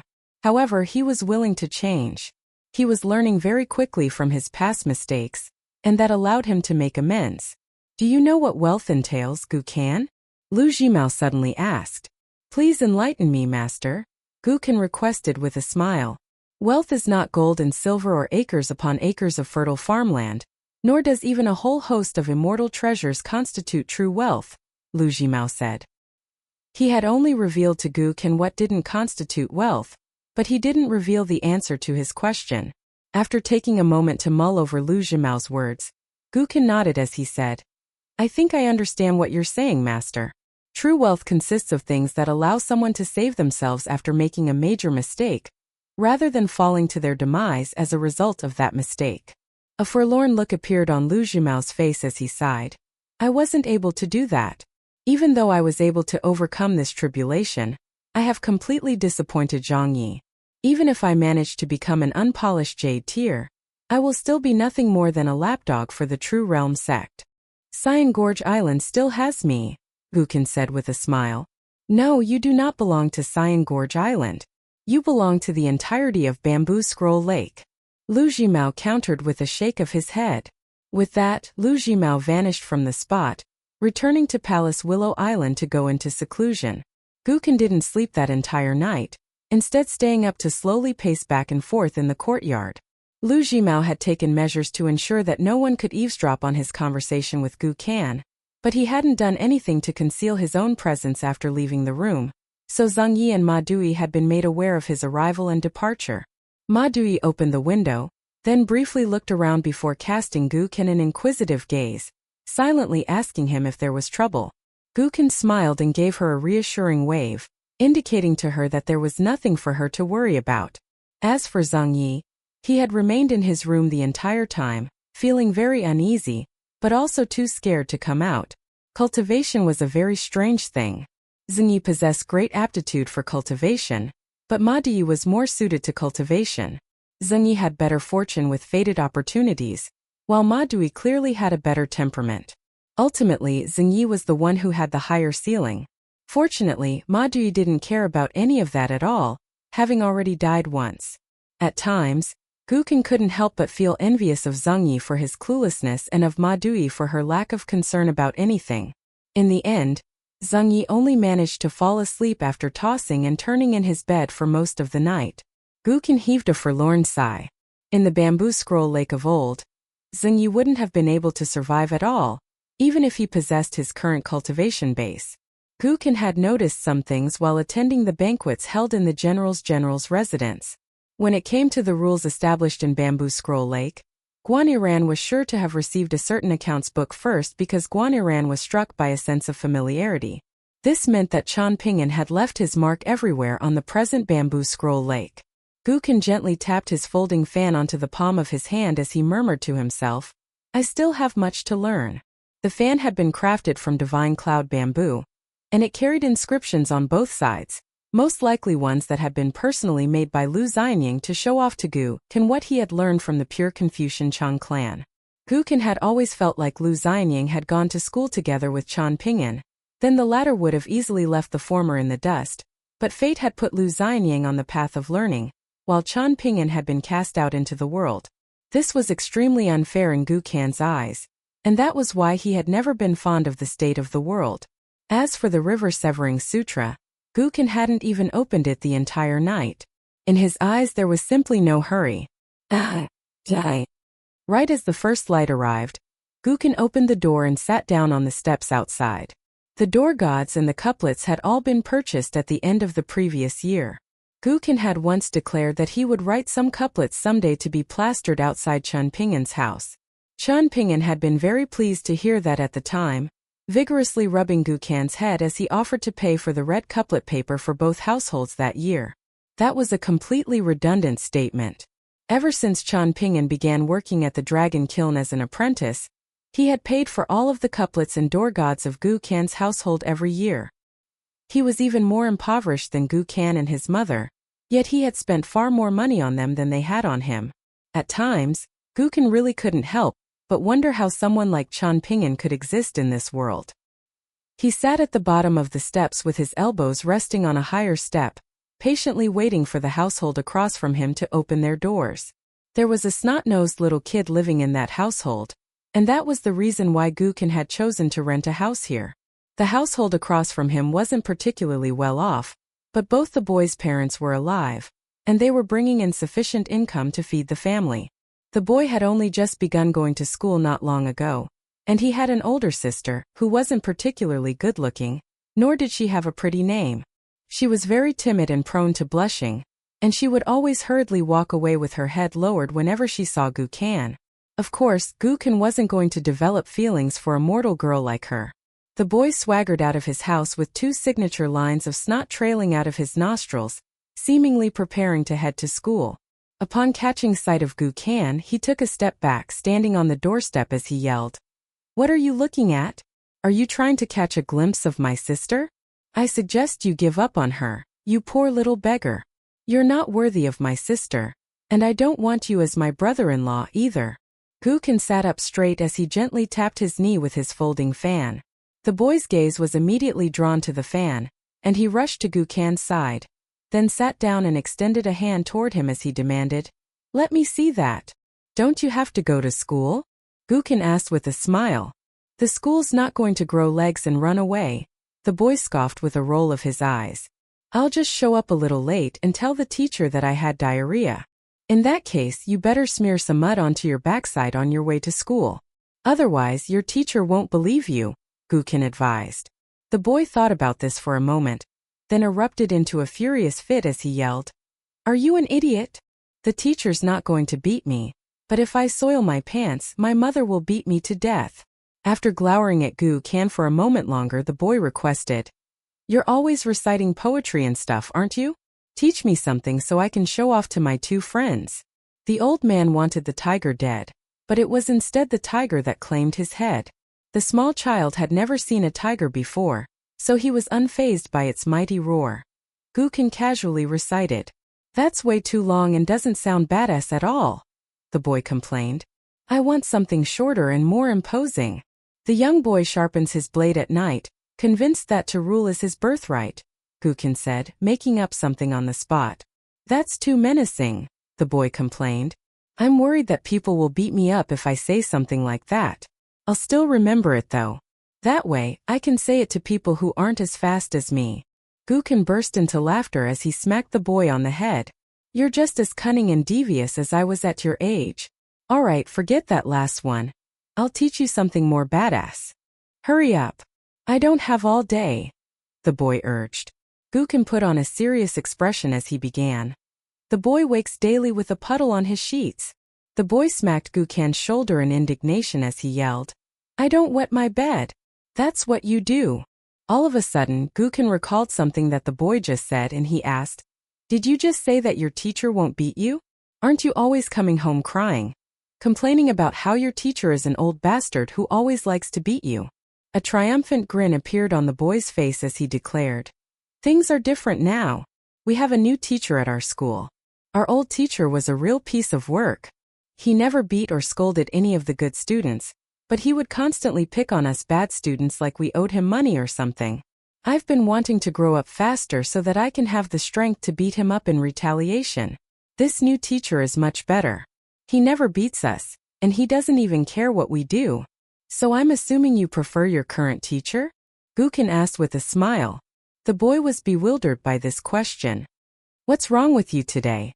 Did you fall on your head when you got out of bed? Why are you asking me all these stupid questions? Would you not prefer this new teacher if you were me? Nowadays, no matter how much noise we make, as long as we don't disturb the good students, the new teacher doesn't care about us at all, and he certainly never beats or scolds us. It's the best." Gu Kan leaned back once again as he smiled and asked, "Is he really a good teacher if he only pays attention to the good students? What use does the world have for a teacher like that? It looks like you really did fall on your head when you got out of bed today," the boy sighed. "Honestly, before this, I was thinking that you'd be a decent husband for my sister, but I've changed my mind now. I'm already a terrible student, so I won't make anything out of myself. If my future brother-in-law is also going to be useless, then we'll all be screwed. How do you know you won't be able to make anything out of yourself?" Gu Kan asked with an amused smile. "I think you're a pretty clever boy." The boy hung his head in chagrin as he replied, "Both the old teacher and this one say that I'm a naughty boy, and that I'll never make anything out of myself. Whenever the old teacher scolds me, he would strike me on the palm of my hand with his ruler. I swear the old bastard hit me harder than he hit anyone else. Guken patted the boy on the head as he said, "If you run into your current teacher once you're grown up, you can choose to ignore him if you want. In any case, he's just taking money to do the bare minimum, but if you ever run into your old teacher, you have to respectfully refer to him as teacher." "Why should I? He's terrible to me," the boy snapped in a furious manner. "He deserves your respect because unlike your current teacher, he still had hope for you," Guken said. The boy didn't really understand, and after a long silence he asked, "Have you also been beaten by a teacher with a terrible temper before?" "I have, but in my case it was someone with a very mild temper," Guken replied with a nod. "So you're just as pitiful as I am," the boy sighed. "Actually, I'm going a bit better than you. The old teacher is gone, and the new teacher doesn't beat me anymore." "Ha!" With that, the boy rose to his feet and smeared a hand across his face, then wiped the palm of his hand onto Guken's shoulder before rushing away like the wind. Guken turned to discover that his shoulder was covered in the little brat's snot. With a shake of his shoulder, the snot clinging to his robe was cast away, following which he rose to his feet and returned to the house. After closing the door, he carefully strapped the folding fan back to his waist. There were many people who deserved to die, and that list was only going to continue to grow, but before he could address them, he had to ensure his own survival first. He had to accumulate power through so-called acts of kindness, and use different tactics to manipulate the hearts of others. Once he did that, he would then be able to use the rules to kill those that he wanted to kill. It was a very roundabout way of doing things, and it wasn't very satisfying, but by doing this, he would ultimately get to kill the people that he wanted dead, and Chen Ping'an wouldn't be able to pick out any flaws in his actions. Guken leaned back against the door as a hint of sorrow welled up in his heart. The little snot-nosed brat from Clay Vase Alley was truly dead, both in Chen Ping'an's heart and his own heart. However, what saddened Guken the most was another possibility, which was that he hadn't changed at all, whereas Chen Ping'an had changed far too much, no longer the same boy in straw shoes from Clay Vase Alley. In any case, regardless of who it was that had changed, the Guken that Chen Ping'an most wanted to see was forever gone. The door of an adjacent room began to swing open, and Guken instantly raised his folding fan before unfurling it to conceal his face. He then closed the folding fan again before greeting with a bright smile. "Good morning, Zhang Yi." Zhang Yi scratched his head as he nodded in response with a smile on his face, but despite his smiling demeanor, his forehead and the palms of his hands were slippery with sweat. Guken entered the main room to read. Even though it was the end of autumn, the trees on Palace Willow Island remained as lush and exuberant as ever. This island was the home of the True Realm sect, and it was also where the sect's ancestral hall was situated. Over the past year, the entirety of Bamboo Scroll Lake, including Palace Willow Island, had been constantly undergoing drastic changes. The True Realm sect possessed immense wealth, and it had hired many Moism mechanists and naturalist geomancers to examine the terrain and ascertain the state of the mountain roots and water fortune. Additionally, large numbers of immortals and artisans from various schools of thought had been hired as laborers to carry out different projects. Jiang Shangzhen had told them to spare no expense, stipulating that every single floor tile, window, and everything else had to be the best that the Eastern Treasured Vile Continent had to offer.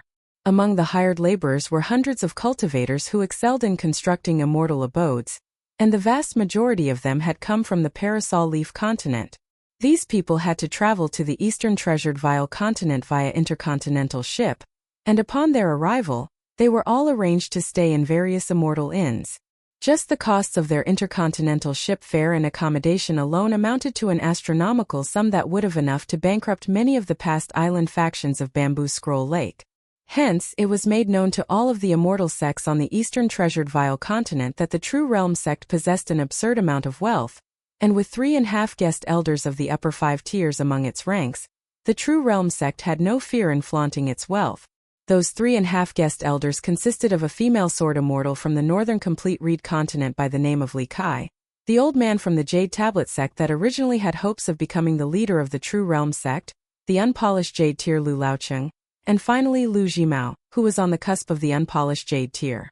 At the moment, Lu Jimao was in seclusion, preparing for a breakthrough, and some of the islands around Palace Willow Island had already been placed into a state of lockdown. Jiang Shangzhen and Lu Laoqing were slowly strolling along the riverbank, under the swaying canopies of the nearby willow trees. Jiang Shangzhen snapped off a willow branch, then wove it into a crown before placing it onto his head as he smiled and remarked, "It's nice to reflect on events of the past every once in a while, isn't it, Brother Lu?" Lu Laoqing offered no response. In his eyes, Jiang Shangzhen was a very strange man. He was extremely vicious and liked to hide his ruthlessness behind an amicable, smiling demeanor, but he was also a stickler for rules. Of course, among the rules laid down by Jiang Shangzhen, there were many aspects that were considered unsatisfactory to others. Guan Yiran had approached the True Realm sect on many occasions to complain about these rules, and Li Fuziu was often sent to the general's residence to argue with the dissenters. Their arguments never yielded any constructive outcomes, and they would always devolve into furious yelling matches where everyone banged the tables and tried to talk over one another. But thankfully, none of the arguments had escalated into physical altercations. This wasn't because Li Fuziu had a mild and easygoing personality. Instead, she had reined in her temper in light of a warning from Jiang Shangzhen, telling her that her life wasn't worth any money, nor was the reputation of the True Realm sect. The only thing under the heavens that was truly worth money was money itself. The meaning behind Jiang Shangzhen's seemingly errant remark from earlier about how it was nice to reflect on events of the past was very simple. He was telling Lu Laoqing that he was aware of the latter's past romantic entanglement, but at the same time, he was reassuring Lu Laoqing that he wouldn't use this knowledge against him. Lu Laoqing took this reassurance at face value, trusting that Jiang Shangzhen would abide by his implicit promise. Following Lu Jimao's successful breakthrough, the True Realm sect had 3 guest elders of the upper 5 tiers. The reason why there were only 3 was because the old man who had defected from the Parasol Leaf sect was already doomed. At the time, he had been surrounded by 4 unpolished Jade tier cultivators, but only 2 of them were involved in the battle, while Lu Laoqing and Lu Jimao were only there to watch and make sure that their target didn't get away. They had killed him to set an example. Li Kai and Jiang Shangzhen had confronted the old man together, and upon seeing Li Kai, the old man didn't even have the courage to face Jiang Shangzhen in battle. Unfortunately for him, he wasn't even able to attempt an escape before he was struck down on the spot. It wasn't a riveting battle at all. In fact, it was so uneventful that many of the cultivators on Palace Willow Island only sensed a fleeting, momentary disturbance before everything returned to normal. Tell the disciples of our True Realm sect to be more respectful when they encounter Taoist priests from the Divine Edict sect in the future, Jiang Shangzhen suddenly said.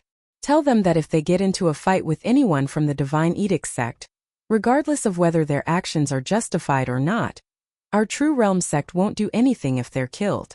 If instead they kill someone from the Divine Edict sect, then they will be decapitated, and Li Fuziu will personally deliver their head to the Divine Edict sect as a gesture of apology.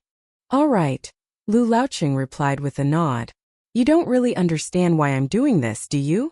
Jiang Shangzhen asked with a smile. Lu Laoqing shook his head. It was easy to understand. Despite how untouchable the True Realm sect appeared, it was actually in a rather precarious situation on the Eastern Treasured Vile continent.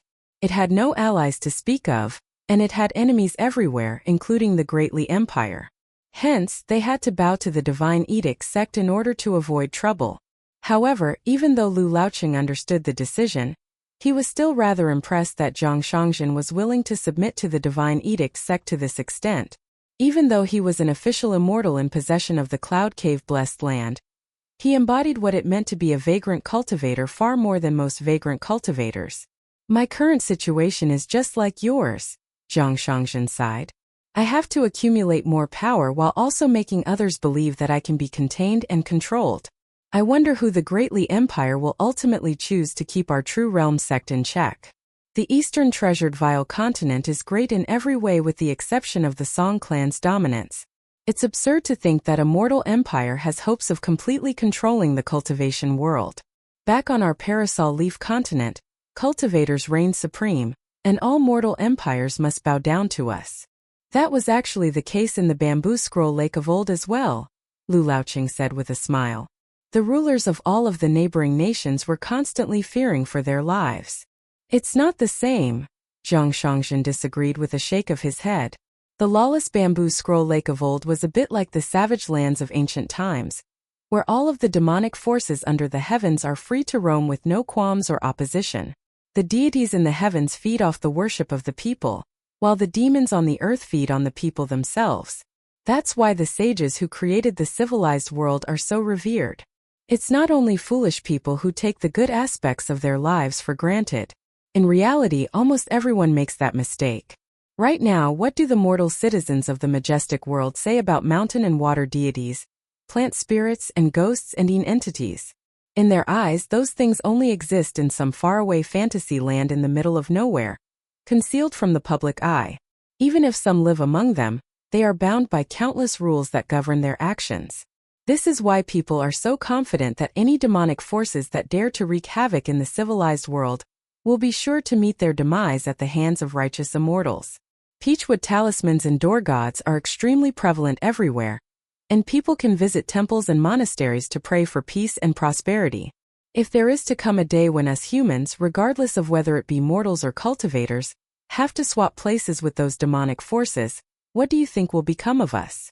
Is that not a chilling thought? I don't know about you, I'm truly afraid of such a future. I never think about such things, Lu Laoqing said. That's fine because there will be people who think about these things in your stead, Zhang Shangzhen replied with a nod. It's thanks to them that you can maintain your mental sanctity and focus on your cultivation. Even if the world is turned on its head in the future, people like you will be able to survive anyway. Given your lofty cultivation base, you'll always have a way out of whatever desperate situation the world finds itself in. Regardless of how terrible the state of the world becomes, it seems like there will always be people to bail out the likes of you and Lu Jimao, while you can simply sit back and enjoy the fruits of their labors. It's kind of like me, actually. I can earn money while standing, just as I can earn money while laying down. Lu Laoqing's brows furrowed slightly. But what if all cultivators on the mountain summit think the same way that you do? Zhang Shangzhen asked with a smile. That won't happen, Lu Laoqing replied with a shake of his head. And that's what's so interesting about this world, Zhang Shangzhen mused. We don't even think about all of the good in the world that we take for granted, but we think about the bad all the time, and those thoughts often drive us to rage and indignation. Lu Laoqing was a little perplexed. He didn't know what Zhang Shangzhen wanted to accomplish by telling him all of this. However, Zhang Shangzhen had already reverted back to his usual casual demeanor, lightly treading over the riverbank as he changed the subject and said, in novels, all of the friends of the hero are good people who do good things, and even if they die, they always get what they want in death. On the flip side, the bad people always receive the retribution that they deserve. Have you read any of these novels, Brother Lu? Never, Lu Laoqing replied with a shake of his head. You need to broaden the range of your reading material, Zhang Shangzhen said with a smile. Lu Laoqing knew that this was merely a joke, so he didn't take it seriously. Zhang Shangzhen was a very strange man who never seemed to have anything important to do. Outside of cultivation, he would adopt different disguises and wander aimlessly through the 4 cities on the edge of Bamboo Scroll Lake. He would always return from his trips with trinkets and toys for the child brought back by Li Kai, and he would play with the child and teach him how to walk, often spending hours on pointless tasks. Lu Laoqing often found himself feeling very perplexed about Zhang Shangzhen. Was it something about Zhang Shangzhen's strange personality that had allowed him to reach his current heights? Or had he developed this strange personality over time after reaching his position of power? Zhang Shangzhen strode over to a dock, then said, prior to going into seclusion, Lu Jimao asked me for his past territory, including Cyan Gorge Island and Whitefish Island, and he intended to give it to his disciple, Gu Kan, because he didn't know what I planned to assign that piece of territory near Cloud Pagoda City to Gu Kan. However, despite his young age, he didn't display any fear or hesitation in accepting the territory offered to him.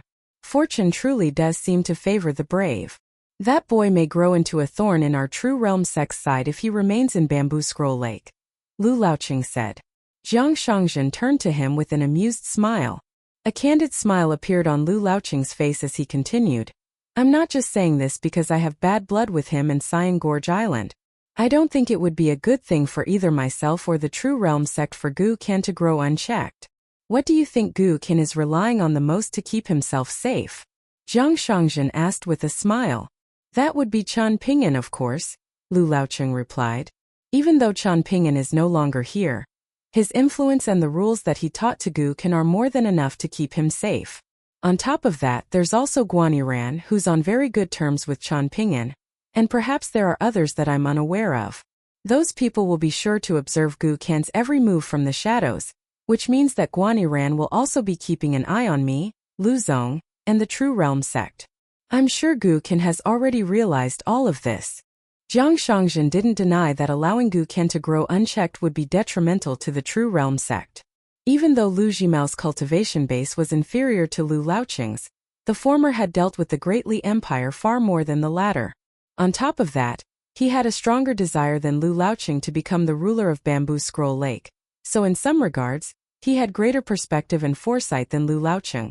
Of course, Lu Jimao was only willing to think more about these things because they concerned his personal interests, while Lu Laoqing was more focused on progressing further on the path of cultivation, so he was more single-minded and less weighed down by distractions. Jiang Shangzhen could guess why Lu Jimao had paid a visit to Gu Kan prior to going into seclusion.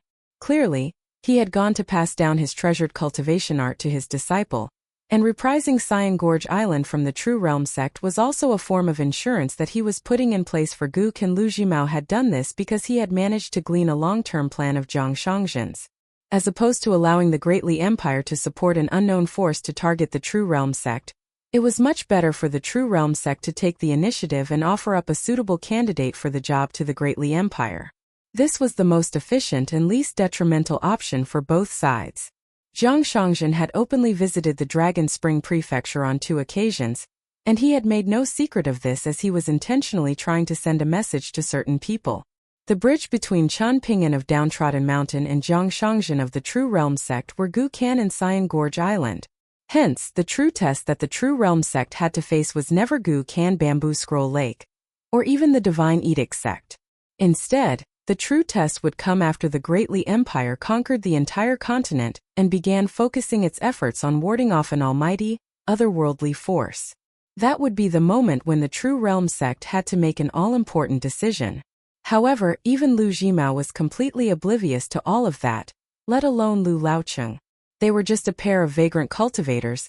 Why would they go looking into esoteric teachings that didn't appear to have anything to do with them when there was a colossal entity in the form of the True Realm sect standing right before them? What did a vagrant cultivator know aside from how to cultivate? They spent their entire lives being oppressed and looked down on by official immortals, and at the end of it all, they still naively believed that cultivation base and power were everything. Why did they never think about why the Jade Tablet sect had a leader that was about to reach the Ascension tier? Or how Jiang Shangzhen had managed to accumulate his current wealth? At the moment, the world was a civilized place governed by the rules of the 3 teachings and 100 schools of thought, but in the very beginning, everyone had started from nothing, mere puppets to be manipulated by the deities above as they saw fit. If everyone had started from the same humble beginnings, how had official cultivators managed to rise up above their vagrant counterparts? Jiang Shangzhen wasn't trying to belittle vagrant cultivators. Back when he was traveling through the northern complete reed continent, he had been a vagrant cultivator for many years, and he had excelled in that regard. Jiang Shangzhen cast his gaze toward the rippling Bamboo Scroll Lake as he said, "Teachers don't punish their students too much. Instead, they do too little, and their punishments are too light, so their disciples and students quickly forget the lessons taught to them. No one bothers to consider whether their defiance and refusal to learn would be hurtful to their teachers. Perhaps their teachers would become disappointed someday and simply give up. If all of the people in the world who are willing to amicably espouse principles become disappointed someday, then there will truly be no hope left for the world." These words didn't really resonate with Lu Laoqing, and he offered no response. All of a sudden Jiang Shangzhen turned to him and asked, "Perhaps you don't have to heed the earnest words of an unpolished Jade tier sect leader, but what if he were at the immortal tier instead?" A cold chill instantly ran down Lu Laoqing's spine. "It's fine," Jiang Shangzhen reassured with a smile. "One should not be punished for transgressions made out of ignorance. Originally, I didn't want to reveal the truth to you so soon. That treasure that I hid on Ur was actually what was truly meant to decide your fate, but I've changed my mind now because I've suddenly come to a realization. When it comes to reasoning with vagrant cultivators like yourself, my fists will suffice. Trying to put more thought into something like this would only be a waste of my time. Time that could be better spent spending money." Lu Laoqing remained expressionless and silent. For the first time in a long time, he felt a sense of all-encompassing peril, the type that could spell the end of him given just the slightest misstep. In the past, I always felt like regardless of whether one was a cultivator or not and regardless of the quality of one's character, they would all eventually become a little smarter once they reached certain heights. However, I've come to learn over the years that this is not the case, and that has been a rather disappointing revelation for me, Zhang Shangzhen sighed. Lu Laoqing, I suggest you really take some time to look inward and cultivate your mental state. You need to make some fundamental changes in the way that you think about things. Otherwise, don't even think about trying to catch up to me. In fact, you'll be left far behind by even Lu Jimao, and eventually even Gu Qin will surpass you. When that time comes, you'll come to realize that you're nothing more than a massive joke. For a very long time to come, Gu Qin will remain an ant that you can easily crush, but you'll never be able to kill him. Lu Jimao will have become your equal by then. And as for myself, I will already be far above you. Zhang Shangzhen raised his hands before cupping them together, and a green water droplet formed by the essence of water fortune took shape over the palms of his hands. He then gently closed his hands over the water droplet as he continued. Back when that accountant went to see you on your island, do you think he was looking up to you? No. What he respected and revered were the rules that had come into existence because of you. However, there will eventually come a day when you will feel below him, even if you're standing at the summit of Palace Willow Island, while he stands at this dock. If you continue in this manner without making any significant changes, then that day won't be far away at all. I have been enlightened, Lu Laoqing said.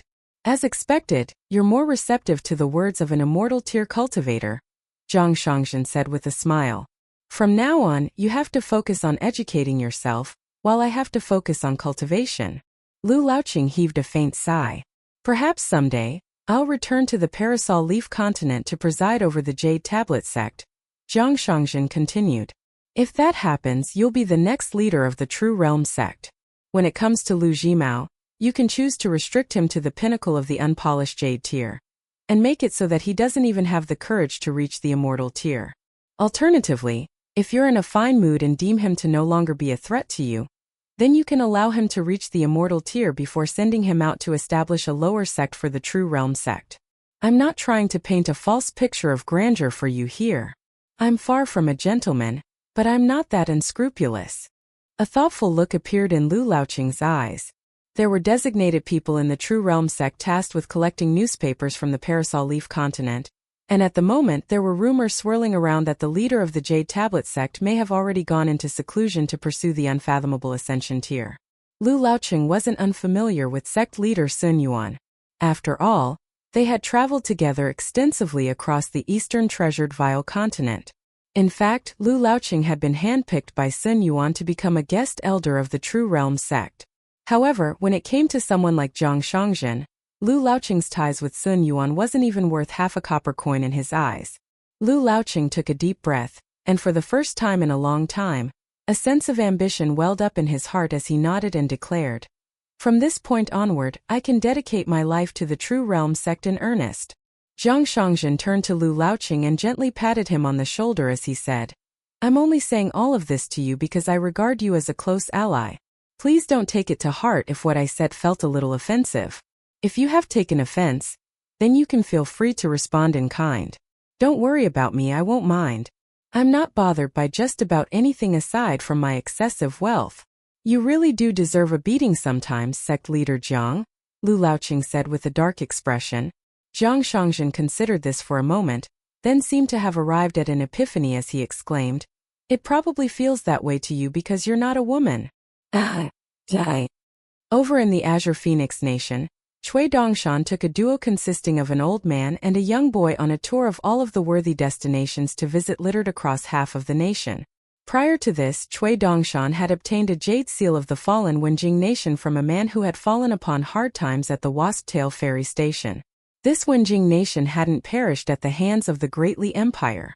Instead, its demise had come at an even earlier chapter in history. The prince of the fallen Wenjing nation didn't seem to have intention of resurrecting the nation.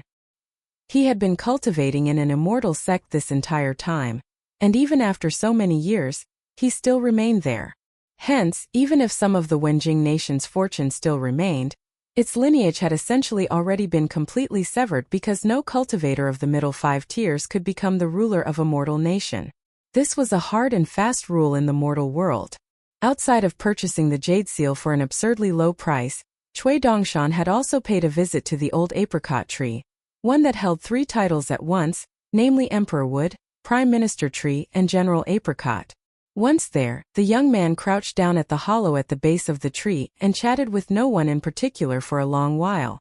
After obtaining the jade seal, Cui Dongshan was determined to complete his collection, so he paid a visit to a certain immortal sect and made a bet with an old cultivator of the Dragon Aid branch. Each side put 1 treasure on the line, and after Cui Dongshan won, he bet 2 treasures against 2 from the old man. He won that bet as well by the skin of his teeth, and he continued to go all in, betting 4 against 4, then 8 against 8. In the wake of Cui Dongshan's consecutive victories, the old man only had 2 jade seals left. It was here that Cui Dongshan made a ludicrously lopsided proposal, offering to bet all of the 16 treasures that he had obtained against the old man's final 2 jade seals, but in the end, he emerged victorious once again. Through this incredible luck, Cui Dongshan was somehow able to obtain all of the other priceless treasures of the Wenjing nation, following which he began to swagger down the mountain. He casually tossed all of the priceless jade seals into a cloth pouch, then tasked a thin and frail child with carrying the pouch down the mountain, and the jade seals were clanking together audibly the entire time. Immortal Colored Glaze was feeling very uneasy as he made his way down the mountain alongside Cui Dongshan and the small child. He was terrified that the mountain protection formation would be activated at any moment to trap them inside. Of course, even if that were to happen, Cui Dongshan would be able to oppose the entire sect on his own just fine, but the same couldn't be said about Immortal Colored Glaze. Cui Dongshan had no obligation to protect him if a battle were to break out, so he could easily meet his demise here. He knew that the little idiot traveling with them was the only one that Cui Dongshan actually cared about. Thankfully, the sect's betting luck finally improved after losing all those bets, and they decided not to try and keep Cui Dongshan by force. The 3 of them had already traveled a very long way. They had seen a martial arts demonstration from the Lofty Sky Nation's military, and witnessed the Mid-Autumn Lantern Festival, held in the capital of the Fortune Mountain Nation. Immortal Colored Glaze was just a little disappointed that he didn't get to see the 5 concubines that represented the Fortune Mountain Nation Emperor's strange fetish for rotund women. After crossing the border of the Azure Phoenix Nation, Cui Dongshan slowed down even further, and he often pulled out a jade seal to rub it against the cheek of the small child, who he referred to as Brother Gao. All the while, Immortal Colored Glaze had played the role of an old servant, carrying Cui Dongshan's belongings for him. However, compared with Brother Gao, who was constantly being mocked and derided, Immortal Colored Glaze could count himself very fortunate, so he was frequently telling himself to be content with what he had. As for all of Cui Dongshan's strange and sporadic actions, Immortal Colored Glaze had already grown accustomed to them. For example, they had once encountered a group of 3 vagrant cultivators, one of whom was named Lu Yongzhen. They had traveled together for some time, and Immortal Colored Glaze couldn't understand why Cui Dongshan had deemed these lowly vagrant cultivators as worthy of such a friendly reception. In the end, they had even been blessed with a fated opportunity that Cui Dongshan had intentionally left behind for them. They had inadvertently triggered something in a cave that they were staying in to take shelter from the rain to reveal a hidden stash of treasures. One of the 3 vagrant cultivators had been a formation cultivator, and he was ecstatic to discover a large stack of talisman paper by the name of Yellow Jade.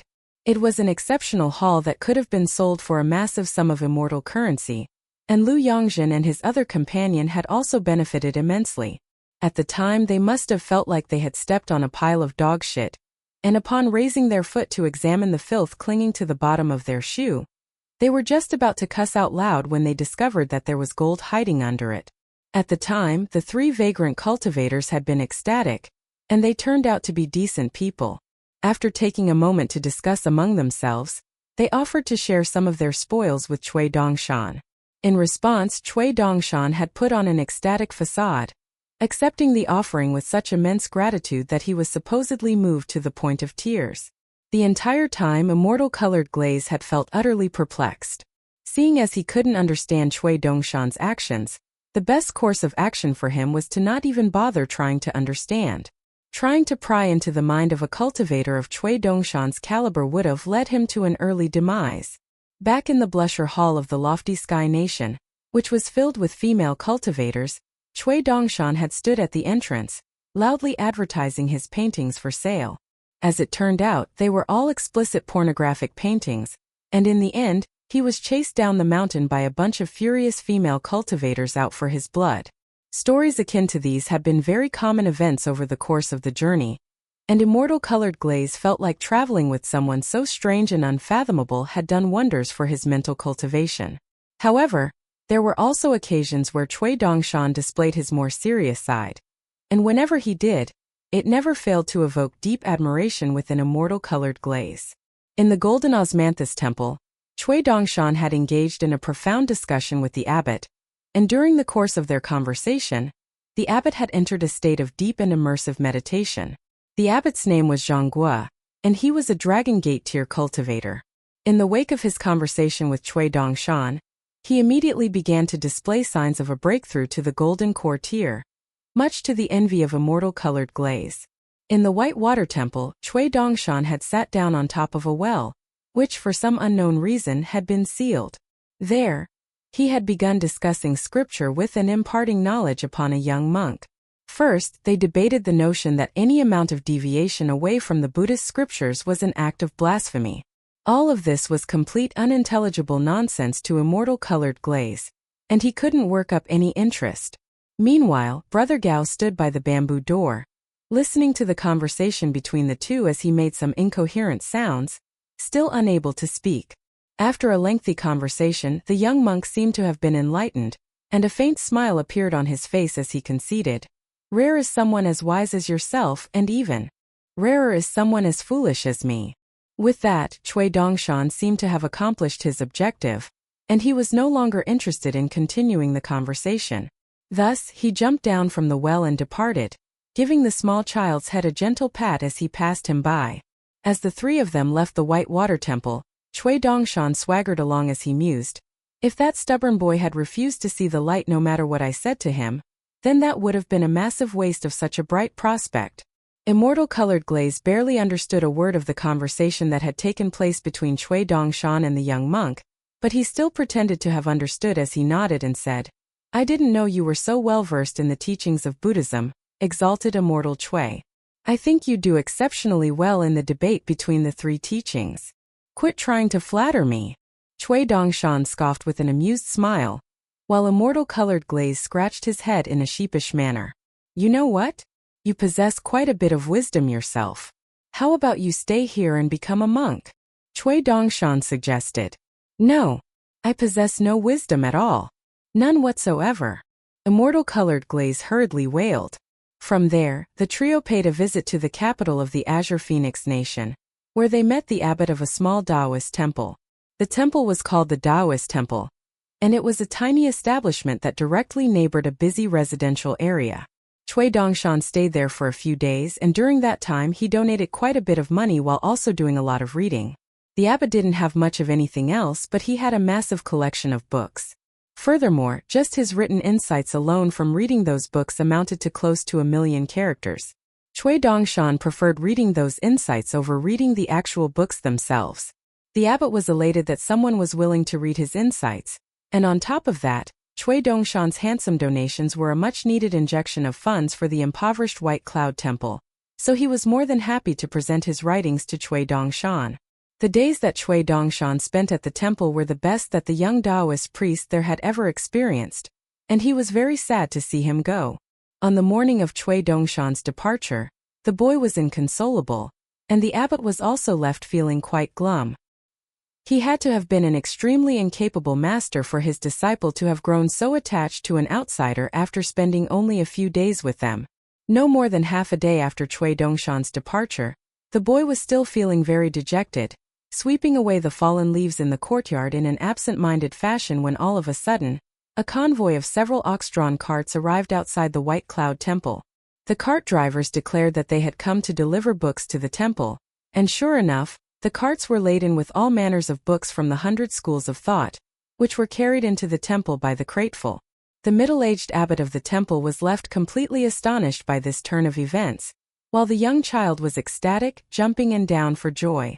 The trio left the capital of the Azure Phoenix Nation on a horse-drawn carriage, with immortal-colored glaze serving as the coach driver, Cui Dongshan sitting beside him, and the child napping in the carriage. May I ask why you took such an interest in the abbot of the White Cloud Temple when he's not even a cultivator? Exalted Immortal Cui? Immortal-colored glaze asked. Cui Dongshan was waving his sleeves up and down, alternating between right and left hand as he replied. He's the same type of person as my current and past teachers. In times of peace and prosperity, their usefulness seems limited, but in times of peril and unrest, they. Immortal-colored glaze waited silently for the rest of Cui Dongshan's answer, but there was nothing more to come. He had already given up on hearing the rest of the answer when Cui Dongshan smiled and concluded, "Make the best teachers. The average teacher can help good students become better. Slightly better teachers teach good students while also not giving up on the bad students, and they make an effort to set bad students back onto the right path. As for the best teachers under the heavens, they are willing to extend the utmost patience and kindness to the most ignorant and heinous people in the world. Wherever these people go, they bring with them the gift of education. Some people find them noisy and pedantic, but that matters not to them as long as some people are benefiting from their teachings. They are not high and mighty preachers. Instead, they are the source of the clear and pure water that runs through the hearts of everyone in the world. The water flows down, passing by everyone's feet, so they nourish everyone while also being lower than everyone, and anyone can bend down to scoop up some water for a drink." All of a sudden, Cui Dongshan reared up and raised an arm up high as if he were holding a cup of wine. In this instant, his features were glowing with exuberant jubilation as he cried, "There are countless delicacies in the world that everyone yearns for, and rightly so, but is it not the greatest blessing under the heavens to have a readily available source of water that anyone can draw from freely whenever they feel thirsty?" Immortal-colored glaze fell into a cautious silence. Cui Dongshan was always spouting this type of inexplicable nonsense, and whenever he did, immortal-colored glaze would be at a loss for how to respond. All of a sudden he received a kick to the back of the head as Cui Dongshan yelled, "You're not going to say anything to flatter me? You're not even going to applaud?" Immortal-colored glaze hurriedly began thinking about what angle he could praise Cui Dongshan from. However, impromptu flattery was not his strong suit, so he had to think of what to say. On top of that, the kick to the back of the head had placed him under such immense pressure that his mind had gone blank, and he was at a complete loss. Thankfully, Cui Dongshan let him off the hook as he said, "Forget it. It's not like you'll ever have the fortune of going to Downtrodden Mountain anyway." Immortal-colored glaze heaved an internal sigh of relief. Right at this moment, a series of azure paper birds began to flutter around the carriage as if they were living creatures. These birds hadn't been folded using yellow jade talisman paper purchased by cultivators of the middle 5 tiers. Instead, it was clear white talisman paper, whose color resembled that of the clear skies after a storm. It was said that this type of talisman paper was reserved solely for the finest of talismans crafted by Taoist sects, and they were supposed to be extremely expensive and precious. Immortal-colored glaze was technically a cultivator of the talisman branch, and even though he didn't know the name of this talisman paper, he knew that the most profound type of talisman paper under the heavens was precisely this color. In light of that, it was a complete travesty in his eyes that this talisman paper was being used to fold paper birds. If this talisman paper had been in immortal-colored glaze's possession instead, he would keep it as a priceless treasure to be passed down for generations to come. This journey had proven to be quite laborious, and immortal-colored glaze hadn't reaped any benefits at all from all this time that he had spent with Cui Dongshan. He could only pray that at the end of this journey, Cui Dongshan would give him some minor reward for at least being a useful servant. At the thought of being a servant, immortal-colored glaze's mood instantly improved slightly. Compared with himself, the little idiot in the carriage was the real servant. In fact, he was being treated like a mule. "Let's go another route," Cui Dongshan suddenly said. "We'll slip the Lu clan's lion garden and go visit some poor guy instead." Thus, immortal-colored glaze drove the carriage in a southward direction along the route stipulated by Cui Dongshan. Throughout their journey through the Azure Phoenix Nation, they had heard many rumors about the lion garden. The leader of the Lu clan had once been a leading figure among the literati of the nation, but he had since completely fallen from grace. What was once a widely respected and revered figure was now being denounced as a scholastic parasite, and not only had all of his poems and other writings been deemed to be completely worthless, it seemed that there was more and more dirt about him being dug up by the day. In light of all of this, not a single one of the former assistant minister's friends and acquaintances had attended the wedding of his second eldest son, Lu Qingshan, who had married a foreign woman of no particular distinction after returning from a long journey. As for the eldest son, Lu Qingfeng, who was deemed to have betrayed the clan, he had already been removed from the Lu clan's genealogy tree, and he was currently serving as an official of rather lowly caliber, overseeing the logistics of the transportation water channels. He had received a promotion from his past role of county magistrate. In a nation like the Azure Phoenix Nation, where things like reputation were held in extremely high regard, everyone was of the opinion that he wouldn't be able to climb much higher than this. In fact, there was a good chance that he would be completely booted from the officialdom altogether someday, and if that were to happen, he certainly wasn't going to be missed. At the moment, the Azure Phoenix Nation was thriving, and bright prospects were emerging everywhere, including in the officialdom, the cultivation world, the martial arts world, and the literati world. It seemed that the nation was going to be entering a golden age in all aspects. For example, there was a child who was only 6 years of age, and in the short span of just a year, he became renowned across the entire imperial court as a brilliant child prodigy. The child had received a royal summons to the capital during this year's Mid-Autumn Lantern Festival, and he was granted a personal audience with the emperor and the empress. The empress immediately fell in love with the child and affectionately held her in her lap, while the emperor gave him a test, instructing him to make a poem on the spot according to a certain topic.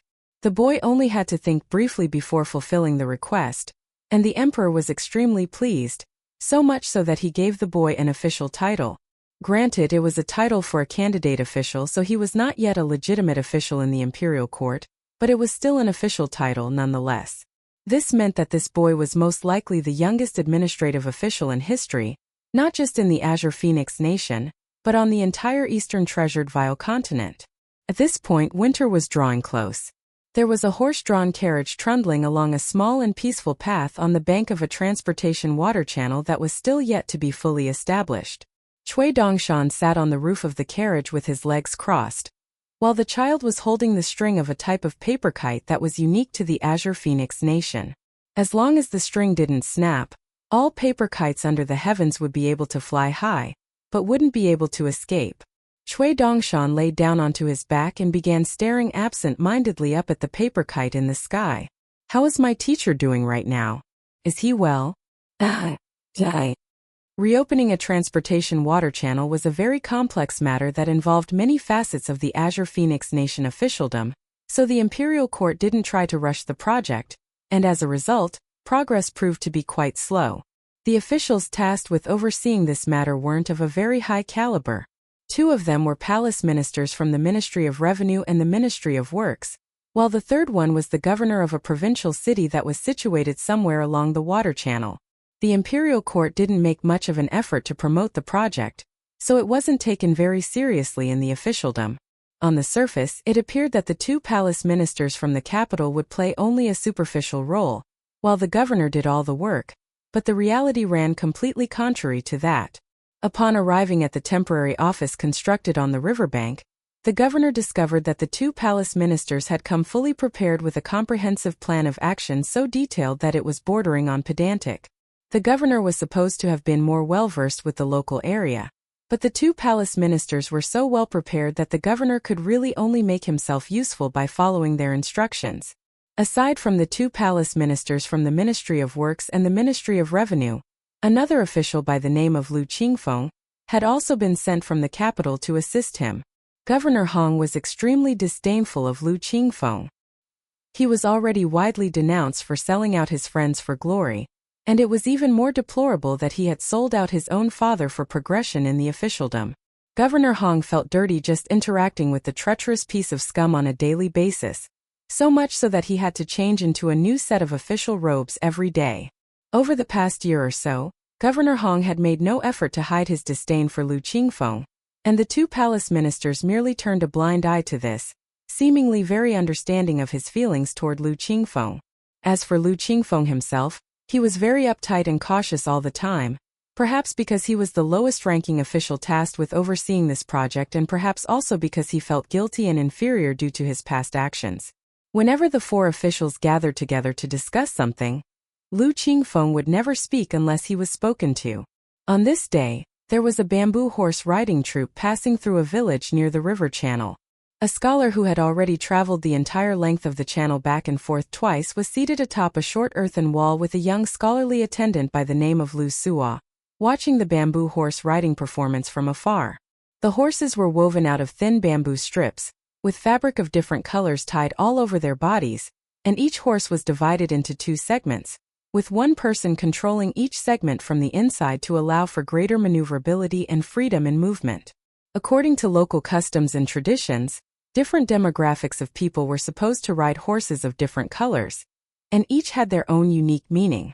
At this point, it was already impossible to tell from the young man's appearance that he was actually a scholar with an official title. His skin was dark and tanned, and he was wearing some coarse linen garments. The only thing that he was wearing that would have appeared out of place on the average farmer was a pair of old yet extremely sturdy leather boots. The bamboo horse riding troupe didn't pass through every village. Instead, villages had to pay for their performances, and the duration and quality of the performances would be determined by how much the villages were willing to pay. Clearly, this village had paid quite a bit, so the show was very spectacular. There were many people from other villages gathered near the wall to watch the show, and one of them, a tall young man, was openly pointing at the young women from the wealthy village while loudly discussing the sizes of their breasts and whatever else came to his mind.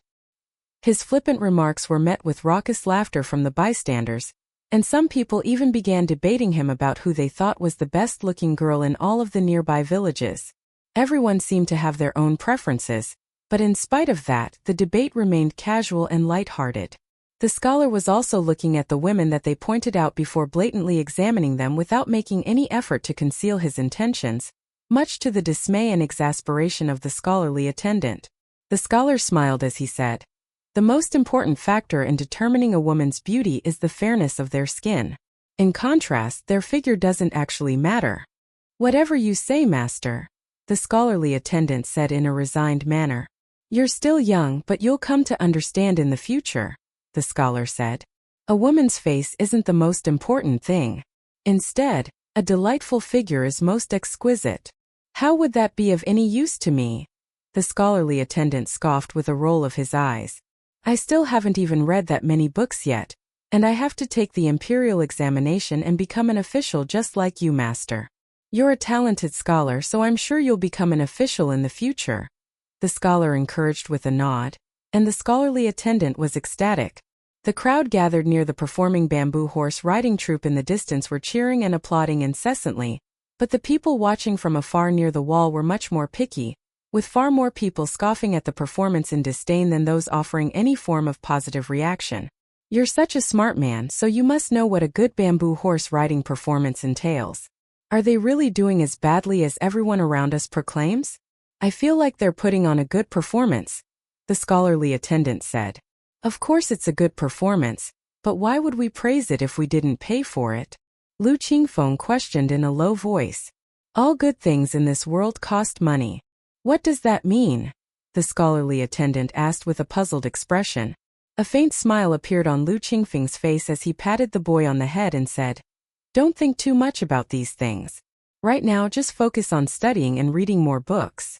The scholarly attendant nodded in response, following which a thought occurred to him, and he asked in a curious manner, "Master, why is that you've recently only been looking at past files containing the taxation records of the Ministry of Revenue?" Unbeknownst to the boy, these were not documents that an official of Lu Qingfeng's rank should have been entitled to viewing, and there was even a designated person tasked with bringing these documents to him in secret.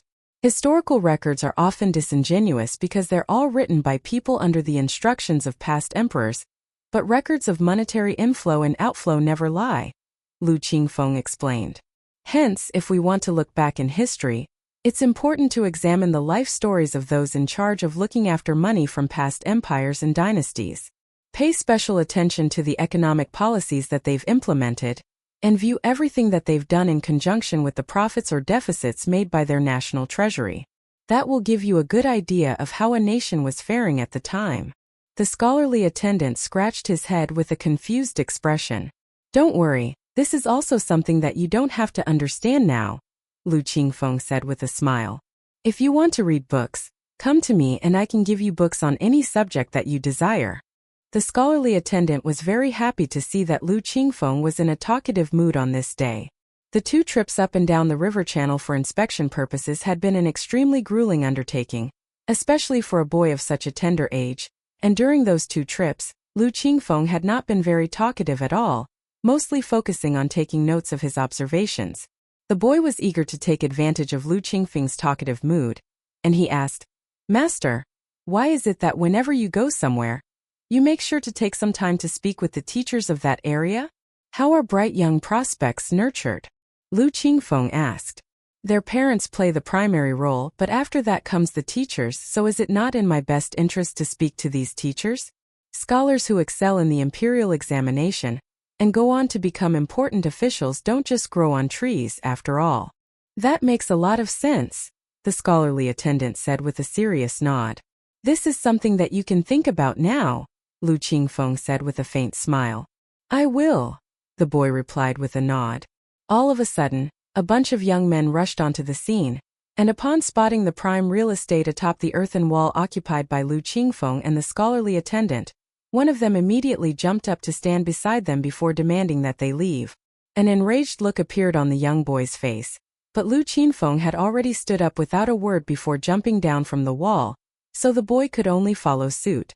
However, now that they had been evicted from their vantage point, they were no longer able to see the bamboo horse riding performances clearly, and the boy felt very disgruntled by this.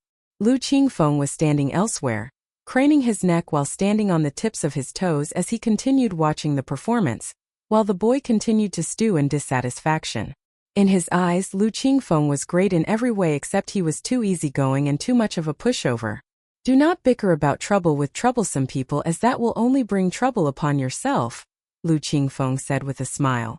"Don't contest phonies over matters of reputation, don't contest snobs over matters of profit, don't argue with the unreasonable, don't challenge the foolish, don't debate pedants, and don't be kind to the ungrateful." These were all scenarios in which one shouldn't fight.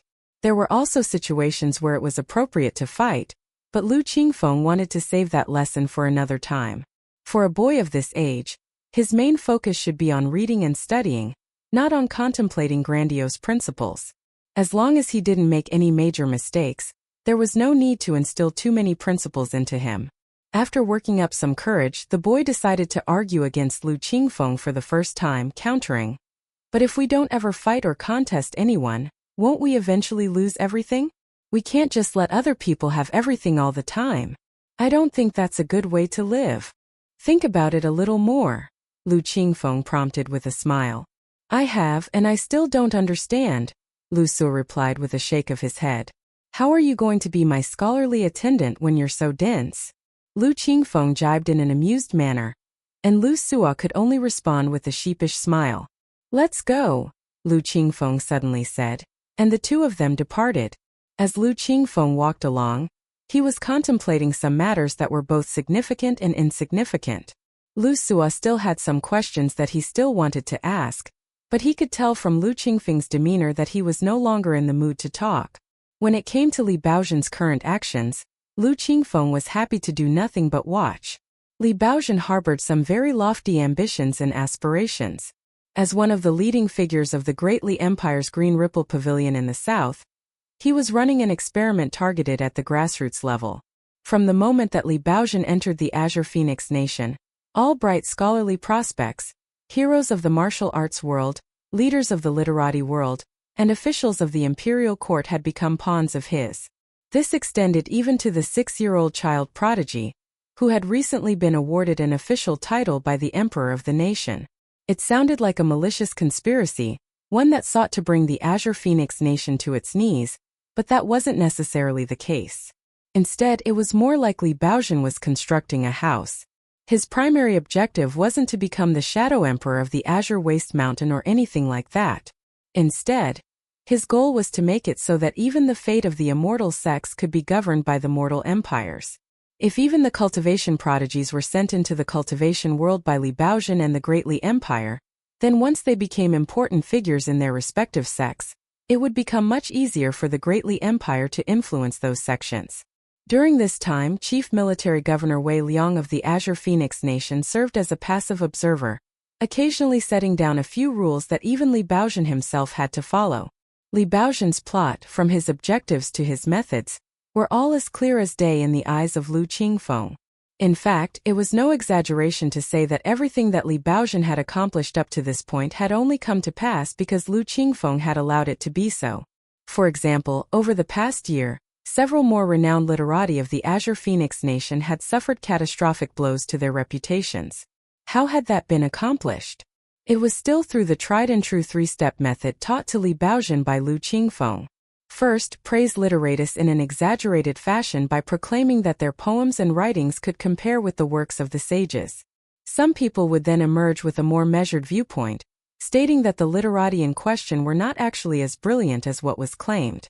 This would stir up controversy, leading to previously neutral figures in the literati world developing a genuine distaste for the targeted victim, rightly disgruntled by the fact that they were being compared with sages who could do no wrong. From there, it was a simple matter of slander.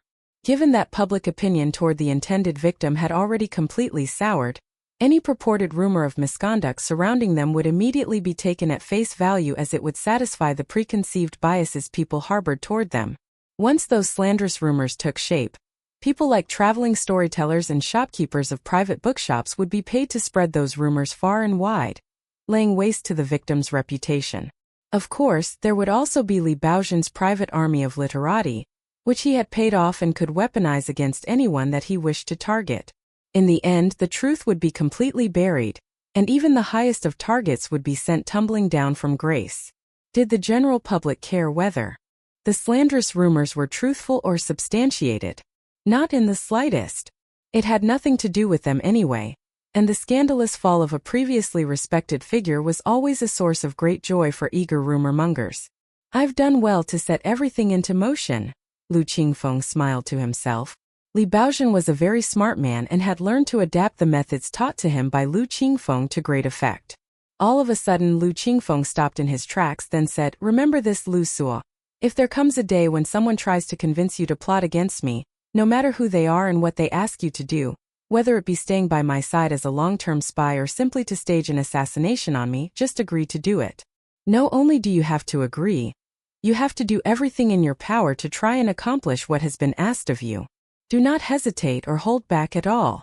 Lu Suo's face turned deathly pale, while his mind went completely blank. He couldn't understand why Lu Qingfeng had given him such a harrowing instruction. Lu Qingfeng's expression remained unchanged as he said, "I'm telling you to do this because there's no chance you'll be able to succeed. I have already done you a massive disservice by keeping you by my side, so now, I must save you once so that you don't die in vain for some esoteric moral objective. During this time it'll be up to you how much you can learn from me, how many connections you can forge, and how high you can climb. As for why I'm keeping you by my side, even though I know that you'll inevitably be turned against me someday, that's because I'm curious to see if you become a second Li Baozhen. Not only that, but I want to see if you can surpass him and truly do something to benefit this world." Tears began streaming down Lu Suo's face, and he was terrified of the unfamiliar side of Lu Qingfeng that he had never seen before. "Did you hear what I said?" Lu Qingfeng asked in a gentle voice. Lu Suo nodded in response as he wiped the tears from his face. "Good," Lu Qingfeng said with a smile. "In that case, from now on, you must try to forget what you just heard from me. Otherwise, you won't be able to fool Li Baozhen." What followed was a rare moment of surprise for Lu Qingfeng, as he spotted a white-robed young boy walking toward him. It was the personal servant that the Great Li Empire had assigned to him, and he hadn't made an appearance this entire time. Cui Dongshan was holding a paper kite, and there was a vibrant smile on his face as he said, "Lu Qingfeng, I've come to try and steal you from myself. You have no future following that old bastard, so why not follow me instead? Besides, what's mine is mine, and what's his is also mine, so you're technically not even betraying him. I'm the top dog in the southern region of the East Mountain, and even that old bastard can't do anything about me. I'm afraid I must turn down your kind offer, Lu Qingfeng said with a smile. At the moment, Lu Qingfeng had access to all of the secret reports of the Green Ripple Pavilion, and through his readings, he had gained a rough idea of Cui Dongshan's secret identity. Then again, even his purported identity was enough to give him the right to speak so disrespectfully of the imperial preceptor. Cui Dongshan tossed the paper kite to Lu Qingfeng, and after catching it, a faint smile appeared on the latter's face as he looked down to discover that there was no string attached to it. Lu Qingfeng turned his gaze back to Cui Dongshan as he shook his head and said, "You should be aware that my aspirations do not lie here.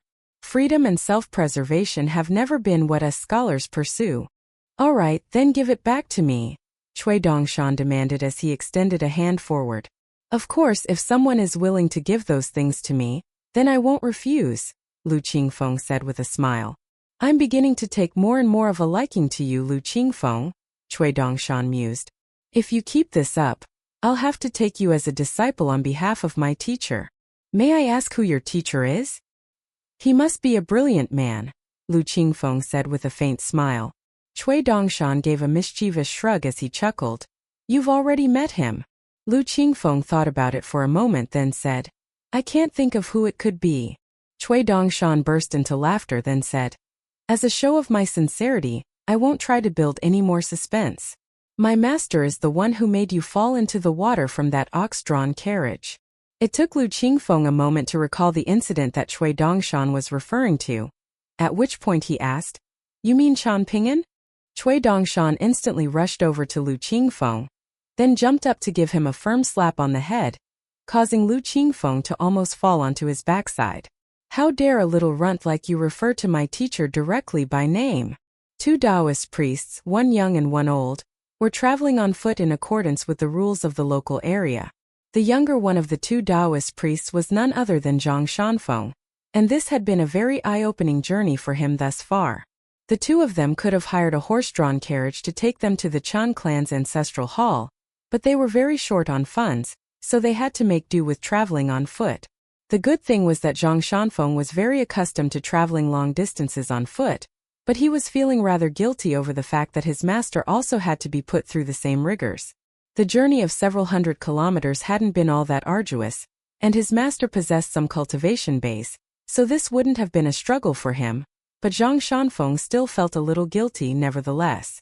However, whenever he turned back to check on his master, the latter would always be nodding off while walking along, and Zhang Shanfeng couldn't help but be impressed by his master's ability to walk and nap simultaneously. As they passed over a riverside cliff, Zhang Shanfeng spotted a young man in a Confucian robe, sitting with his back to Zhang Shanfeng and his master, seemingly staring absent-mindedly off into the distance. Spiritual Master Fire Dragon opened his eyes as he smiled and appraised. "He's also an avid sleeper. I'm sure he'll achieve great things in the future." "Why've you never said that about me, Master? I also really liked to sleep when I first became your disciple," Zhang Shanfeng protested in an indignant manner. "Back then my senior brother always made me get up early to cultivate. He always said that my aptitude was just as good as his, and that it would be a waste if I didn't work hard in my cultivation. It was only after such a long time that I figured out that senior brother Xiangji was only at the abode tier. With the way that he always boasted to me, I thought that he had to have been at least a golden core tier earth immortal. That's why I was so distraught when he passed away from old age. I didn't want to see him go, and I also felt like I'd let him down. Given how stupid and lazy I am, I thought there was no way I'd ever reach the abode tier. Is it not good to work hard in your cultivation? Your senior brother only did that for your benefit." Spiritual Master Fire Dragon countered with an amused smile. "And what's wrong with cultivators of the abode tier? That's already quite a lofty cultivation base, is it not?" Outside of the ground-lying peak, even Spiritual Master Fire Dragon himself hadn't laid down any rules on the other 4 major branches under his jurisdiction. Hence, all of his disciples were free to wander the ground-lying peak without having to fear any repercussions. However, all of the ground-lying peak's founding cultivators, including even Profound Dawn Primordial Lord Liu, forbade the disciples of their branches from going to the ground-lying peak to interrupt Spiritual Master Fire Dragon in his slumber. Furthermore, the cultivators of the ground-lying peak were notoriously reclusive, so their cultivation bases were rather lackluster on an overall basis. Hence, all of the cultivators from the other branches, regardless of their cultivation base or status, had a set impression of the cultivators on the ground-lying peak, which was that their seniority often far outmatched their cultivation bases. Among all of the Taoist priests of the ground-lying peak, Zhang Shanfeng was the one who had been fooled and sheltered the most during this time. It seemed that in the eyes of immortal Lord Li Yu and the others, this junior brother of theirs was so clueless that he was beyond saving. However, they could see that their master had taken quite a liking to Zhang Shanfeng, so they decided to simply let him be. Not only was everyone else keeping Zhang Shanfeng in the dark, even his master had screwed him over. Back when he declared that he wanted to leave the mountain to slay demons and eliminate fiends, Spiritual Master Fire Dragon had told him that there are no demons or fiends around the ground-lying peak, so he advised Zhang Shanfeng to go a bit further away if he truly wanted to make a difference. Zhang Shanfeng had taken his advice to heart, perhaps a little too much. Not only had he left the ground-lying peak, he had eventually traveled all the way to the eastern treasured Vile continent. Aside from immortal Lord Li Yu, who had been in seclusion at the time, the founding patriarchs of the other three branches had actually all grown rather concerned, worried that their clueless junior brother would put himself in harm's way in such a foreign and faraway land. In particular, the unpolished Jade-tier Taoist priest of the Profound Point Peak, whose combat prowess was on par with that of the average immortal-tier cultivator, had expressed a desire to leave the northern complete reed continent and travel to the eastern treasured Vile continent to protect Zhang Shanfeng in secret. However, Spiritual Master Fire Dragon had turned down his request, stating that cultivators had to learn to fend for themselves, and that having a Tao mentor would only hinder Zhang Shanfeng's progress. The three founding patriarchs were still concerned, but they didn't dare to go against their master's orders. However, after a private discussion with his two junior brothers, the patriarch of the White Cloud branch decided that they had to take responsibility for Zhang Shanfeng as his senior brothers, seeing as their master clearly didn't intend to do so. Hence, the three of them came up with an excuse for the White Cloud Patriarch to leave the mountain, one that Spiritual Master Fire Dragon couldn't refute, then went off in secret to protect Zhang Shanfeng over a part of his journey. Hence, all three patriarchs had been aware of the perils that Zhang Shanfeng had encountered, as well as the self-doubt and disappointment that he had felt as a result of those arduous experiences. After Zhang Shanfeng boarded the Ceremony Mountain Immortal ship, the Patriarch of the Peach Mountain branch had conducted some divination, and he had been horrified by the outcome, having foreseen the terrible fate that the ship was about to suffer. Unable to remain a passive observer any longer, he decided that desperate times called for desperate measures, and he requested the Patriarch of the Profound Point Peak branch to go and save their junior brother, even though doing so went against their master's orders. However, before they were able to intervene, Spiritual Master Fire Dragon suddenly came to stop them. He refused to listen to the Profound Point Peak Patriarch's pleas, grabbing him by the top of the head before shoving him back into the seclusion stone cave of the Profound Point Peak. Spiritual Master Fire Dragon then turned to the Peach Mountain Patriarch, who promptly returned to his mountain on his own to avoid suffering the same fate as his senior brother. After that, the White Cloud Patriarch received a flying sword letter from the ground-lying peak ancestral hall, and he immediately returned obediently to the ground-lying peak, where he was unsurprisingly given a stern talking to. However, the White Cloud Patriarch was very cheerful when he left the ground-lying peak, and only then did his two junior brothers realize that the scolding received by the White Cloud Patriarch had also been accompanied with a reward. It quickly occurred to them that this had all been a test from their master to see which one of them was more decisive and cared more about their little junior brother. Hence, the White Cloud Patriarch's decision to go against Spiritual Master Fire Dragon's orders to go and protect Zhang Shanfeng in secret had ultimately worked in his favor. The other two patriarchs were both very intelligent individuals, and they immediately realized what had happened. Feeling disgruntled, they sought out their senior brother for a sparring match, but the White Cloud Patriarch was able to get away in a timely fashion to spare himself a beating. Upon reaching the riverside cliff, Zhang Shanfeng and his master were already only several dozen kilometers away from the Chun clan, which was essentially nothing more than a few steps away for a cultivator, even if they didn't take flight. "Master, even though we've been invited here, we still have to observe the manners and etiquette expected of guests," Zhang Shanfeng said. Hence, let's not do what we did at the Mirage Lake and simply stomp our foot and expect our hosts to come out to see us. Sure. Spiritual Master Fire Dragon replied with a smile and a nod. Will the books that we purchase from the bookshop really not make us appear rude to the people of the Chen clan? Zhang Shanfeng asked in a skeptical manner. Gifting books to people who read is the highest form of respect and etiquette, Spiritual Master Fire Dragon reassured, laying Zhang Shanfeng's doubts to rest. Even now, he still didn't actually know who they were going to be meeting. All of a sudden, a thought occurred to Zhang Shanfeng, and he asked, Master, cultivators like us reside in the mountains and cleanse our hearts using the spiritual energy of the mountains and the rivers, but how do Confucians cultivate? Can they really cultivate just by reading books? If cultivation is possible solely through reading, then doesn't that mean everyone in the world would be able to cultivate? In that case, if someone secretly takes the books of our majestic world to the other worlds, particularly the savage world, then wouldn't that bring about a massive calamity for us all? The demon tribe would suddenly have a bunch more cultivators, and that would place tremendous pressure on the Sword Qi Great Wall. Those are great questions, but it would be inappropriate for them to be answered by an old Taoist like me, would it not? Spiritual Master Fire Dragon asked with a smile.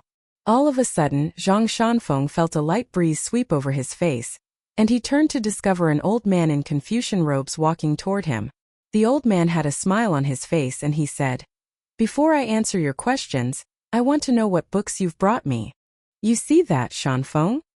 He's come to ask you for presents, Spiritual Master Fire Dragon said as he patted his disciple on the shoulder. Zhang Shanfeng hurriedly extended a respectful salute, then pulled 3 books out of his bag. The old man accepted the books from him, then took a slightly exasperated glance at them, but still thanked Zhang Shanfeng before tucking them up his sleeve. The old man was Chan Chunan, the man widely regarded to be the foremost figure in the Second Sage's scholarly branch. However, Zhang Shanfeng had just given him 3 books from the scholarly sage's branch, which should have been destroyed on sight. After accepting the books, Chan Chunan explained, Us Confucians actually cultivate in much the same way as Taoist cultivators, except we focus on nurturing the righteous aura in our hearts. Taoists reside in seclusion in the mountains far from the bothers of the world to hone immaculate mental states, while we do the same, except closing our doors to read is our form of seclusion. Our place of cultivation and mediums of cultivation are our studies and the books written by the sages, as well as the principles within those books, respectively. Of course, there is some barrier to entry involved, and it's not just a simple case of anyone being able to cultivate simply through reading. For example, one must be well versed in basic breathing techniques, and they must also possess at least some aptitude for cultivation. This is why there are many exceptional Confucian literati in the world who are still unable to extend their lifespans through reading. Zhang Shanfeng felt like this was a rather far-fetched explanation, but he still extended a grateful salute toward the old man as he said, Thank you for enlightening me. No need for formalities, Chen Chunan said with a smile. Scholars who read and cultivators who cultivate are really essentially no different from one another, so excessive formalities are unnecessary. Etiquette should be held in the heart, not displayed on a surface-level superficial basis. Chen Chunan had intentionally left Zhang Shanfeng's final question unanswered, not because he didn't know the answer, but for other reasons instead. By Zhang Shanfeng's logic, the Confucians should have been desperately trying to keep books from all of the living beings of the other worlds, but in reality, that was not the case. The etiquette sage had stipulated that Confucians were not to make any active efforts to deprive any living beings of books. Zhang Shanfeng turned to take a glance at his master, who looked back at him with a combination of exasperation and amusement as he accused, Why were you looking at me? You encountered a profound Confucian man, so you're feeling disappointed that your master doesn't possess the same immortal flair. Is that it? Zhang Shanfeng blinked and offered no response. I didn't say anything, you said it yourself. Spiritual Master Fire Dragon pointed at the nearby cliff, then asked, That's the kid that practices his sword techniques in his sleep? Chan Chunan nodded as he replied, It's a pity that we have to return him to the Eastern Treasured Vile Continent in the future. I've been coming here to chat with him quite regularly over the past few years, but those conversations will be no more once he's gone. Spiritual Master Fire Dragon turned to Zhang Shanfeng, then revealed, That man is Chan Pingan's best friend. You're not going to say hi to him? Zhang Shanfeng faltered slightly upon hearing this, then took his leave with his master and the old man before rushing over to Lu Xianying. Instead of making their way to the ancestral hall of the Yingyin Chan clan, Spiritual Master Fire Dragon and Chan Chunin began walking slowly along the river as the former said, "The southern world continent has you, but what is to become of the Parasol Leaf continent, and the circling Ascension continent?" Chan Chunin was silent for a long while. This was actually a rather strange question. If there were to come a day when the demon tribe of the savage world would be able to overwhelm the Sword Chi Great Wall and bypass the defenses of Stalactite Mountain, the nearest southern world continent would surely be the first to be attacked. In that scenario, it was unclear whether Chan Chunin would even be able to defend the southern world continent. So what did the Parasol Leaf continent and the circling Ascension continent have to do with him? Chan Chunin smiled and said, "The old scholar actually gave me some advice in the past. He told me to either not die or die early. According to him, both options are preferable to dying at a certain time."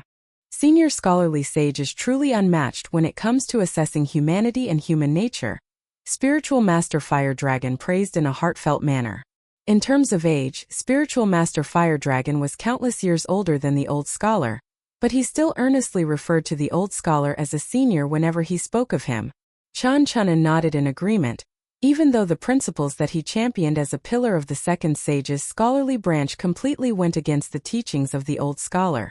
When it came to the competition between the Confucian sages of the majestic world, it all boiled down to a matter of whose great Tao was superior when it came to protecting the people of the world and bettering the state of the world.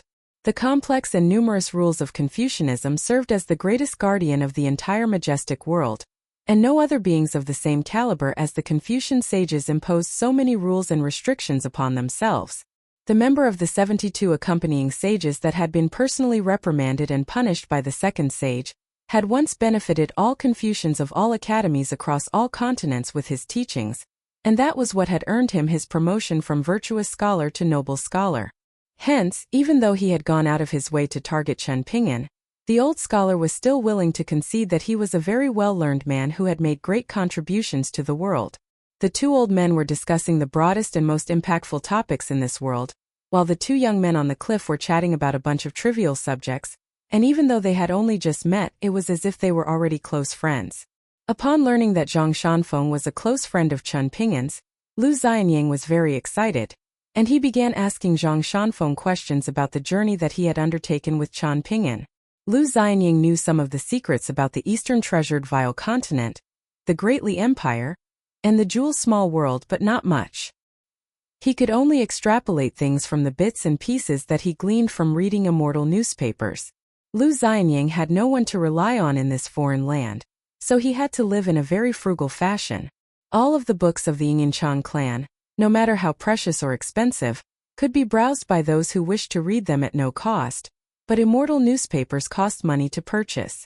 Thankfully, Lu Xianying had managed to befriend several members of the Chan clan and scholars at the academy, and through them, he was able to receive some tidbits of information about the other continents. Compared with the bright and outgoing young boy from the small town, Lu Xianying had become more mature and understated. He worked diligently in his studies, and he didn't dare to slack off for even a moment in his cultivation, gradually becoming a perfect embodiment of the Chan clan's principles of living. Meanwhile, Chen Ping'an was out traveling the world, pursuing the ultimate freedom in his mental state, and both of them were making progress in their own ways. Zhang Shanfeng was eager to rattle off a long list of Chen Ping'an's positive traits. After learning that he had missed out on becoming an external heavenly master of Mount Longhu, Zhang Shanfeng had been a little disappointed, but really not that much. He was more so bewildered by his master's blind confidence. How could someone like him have possibly had any chance of becoming an external heavenly master? Such an absurd idea would have been completely inconceivable to him, had his master not brought it to his attention. Hence, learning that he had missed out on this inexplicable fated opportunity had minimal impact on his Tao heart and mental state. Zhang Shanfeng was clueless to the fact that this was the most precious positive trait of his, even more clueless than he was in his impression that his master was just some mediocre cultivator. However, Zhang Shanfeng was truly feeling a little sad upon mentioning his two separations with Chen Ping'an. much more so than when he learned about the fated opportunity that he had missed. Zhang Shanfeng removed the antiquated sword that he was carrying on his back, then offered it to Lu Xianying with a bright smile as he said, Chen Ping'an bought this sword at the Green Beetle shop. It's called True Martial. I also owe him for that armor pellet that can turn into a suit of dew armor. Come to think of it, I really owe him a lot. Thankfully, my master helped me secure 2 vials of water elixir from an old friend at Mirage Lake, and I'm going to give those to Chen Ping'an the next time I see him. It'll serve as my repayment of the interest on the debt that I owe him. Lu Xianying slowly drew the sword from its scabbard to discover that its blade was rusty and marred by thin cracks. He flicked the blade with his finger, causing it to give off a faint chime, and he nodded as he remarked, It's very heavy. Really? It's not that heavy, is it? Zhang Shanfeng asked in a puzzled manner.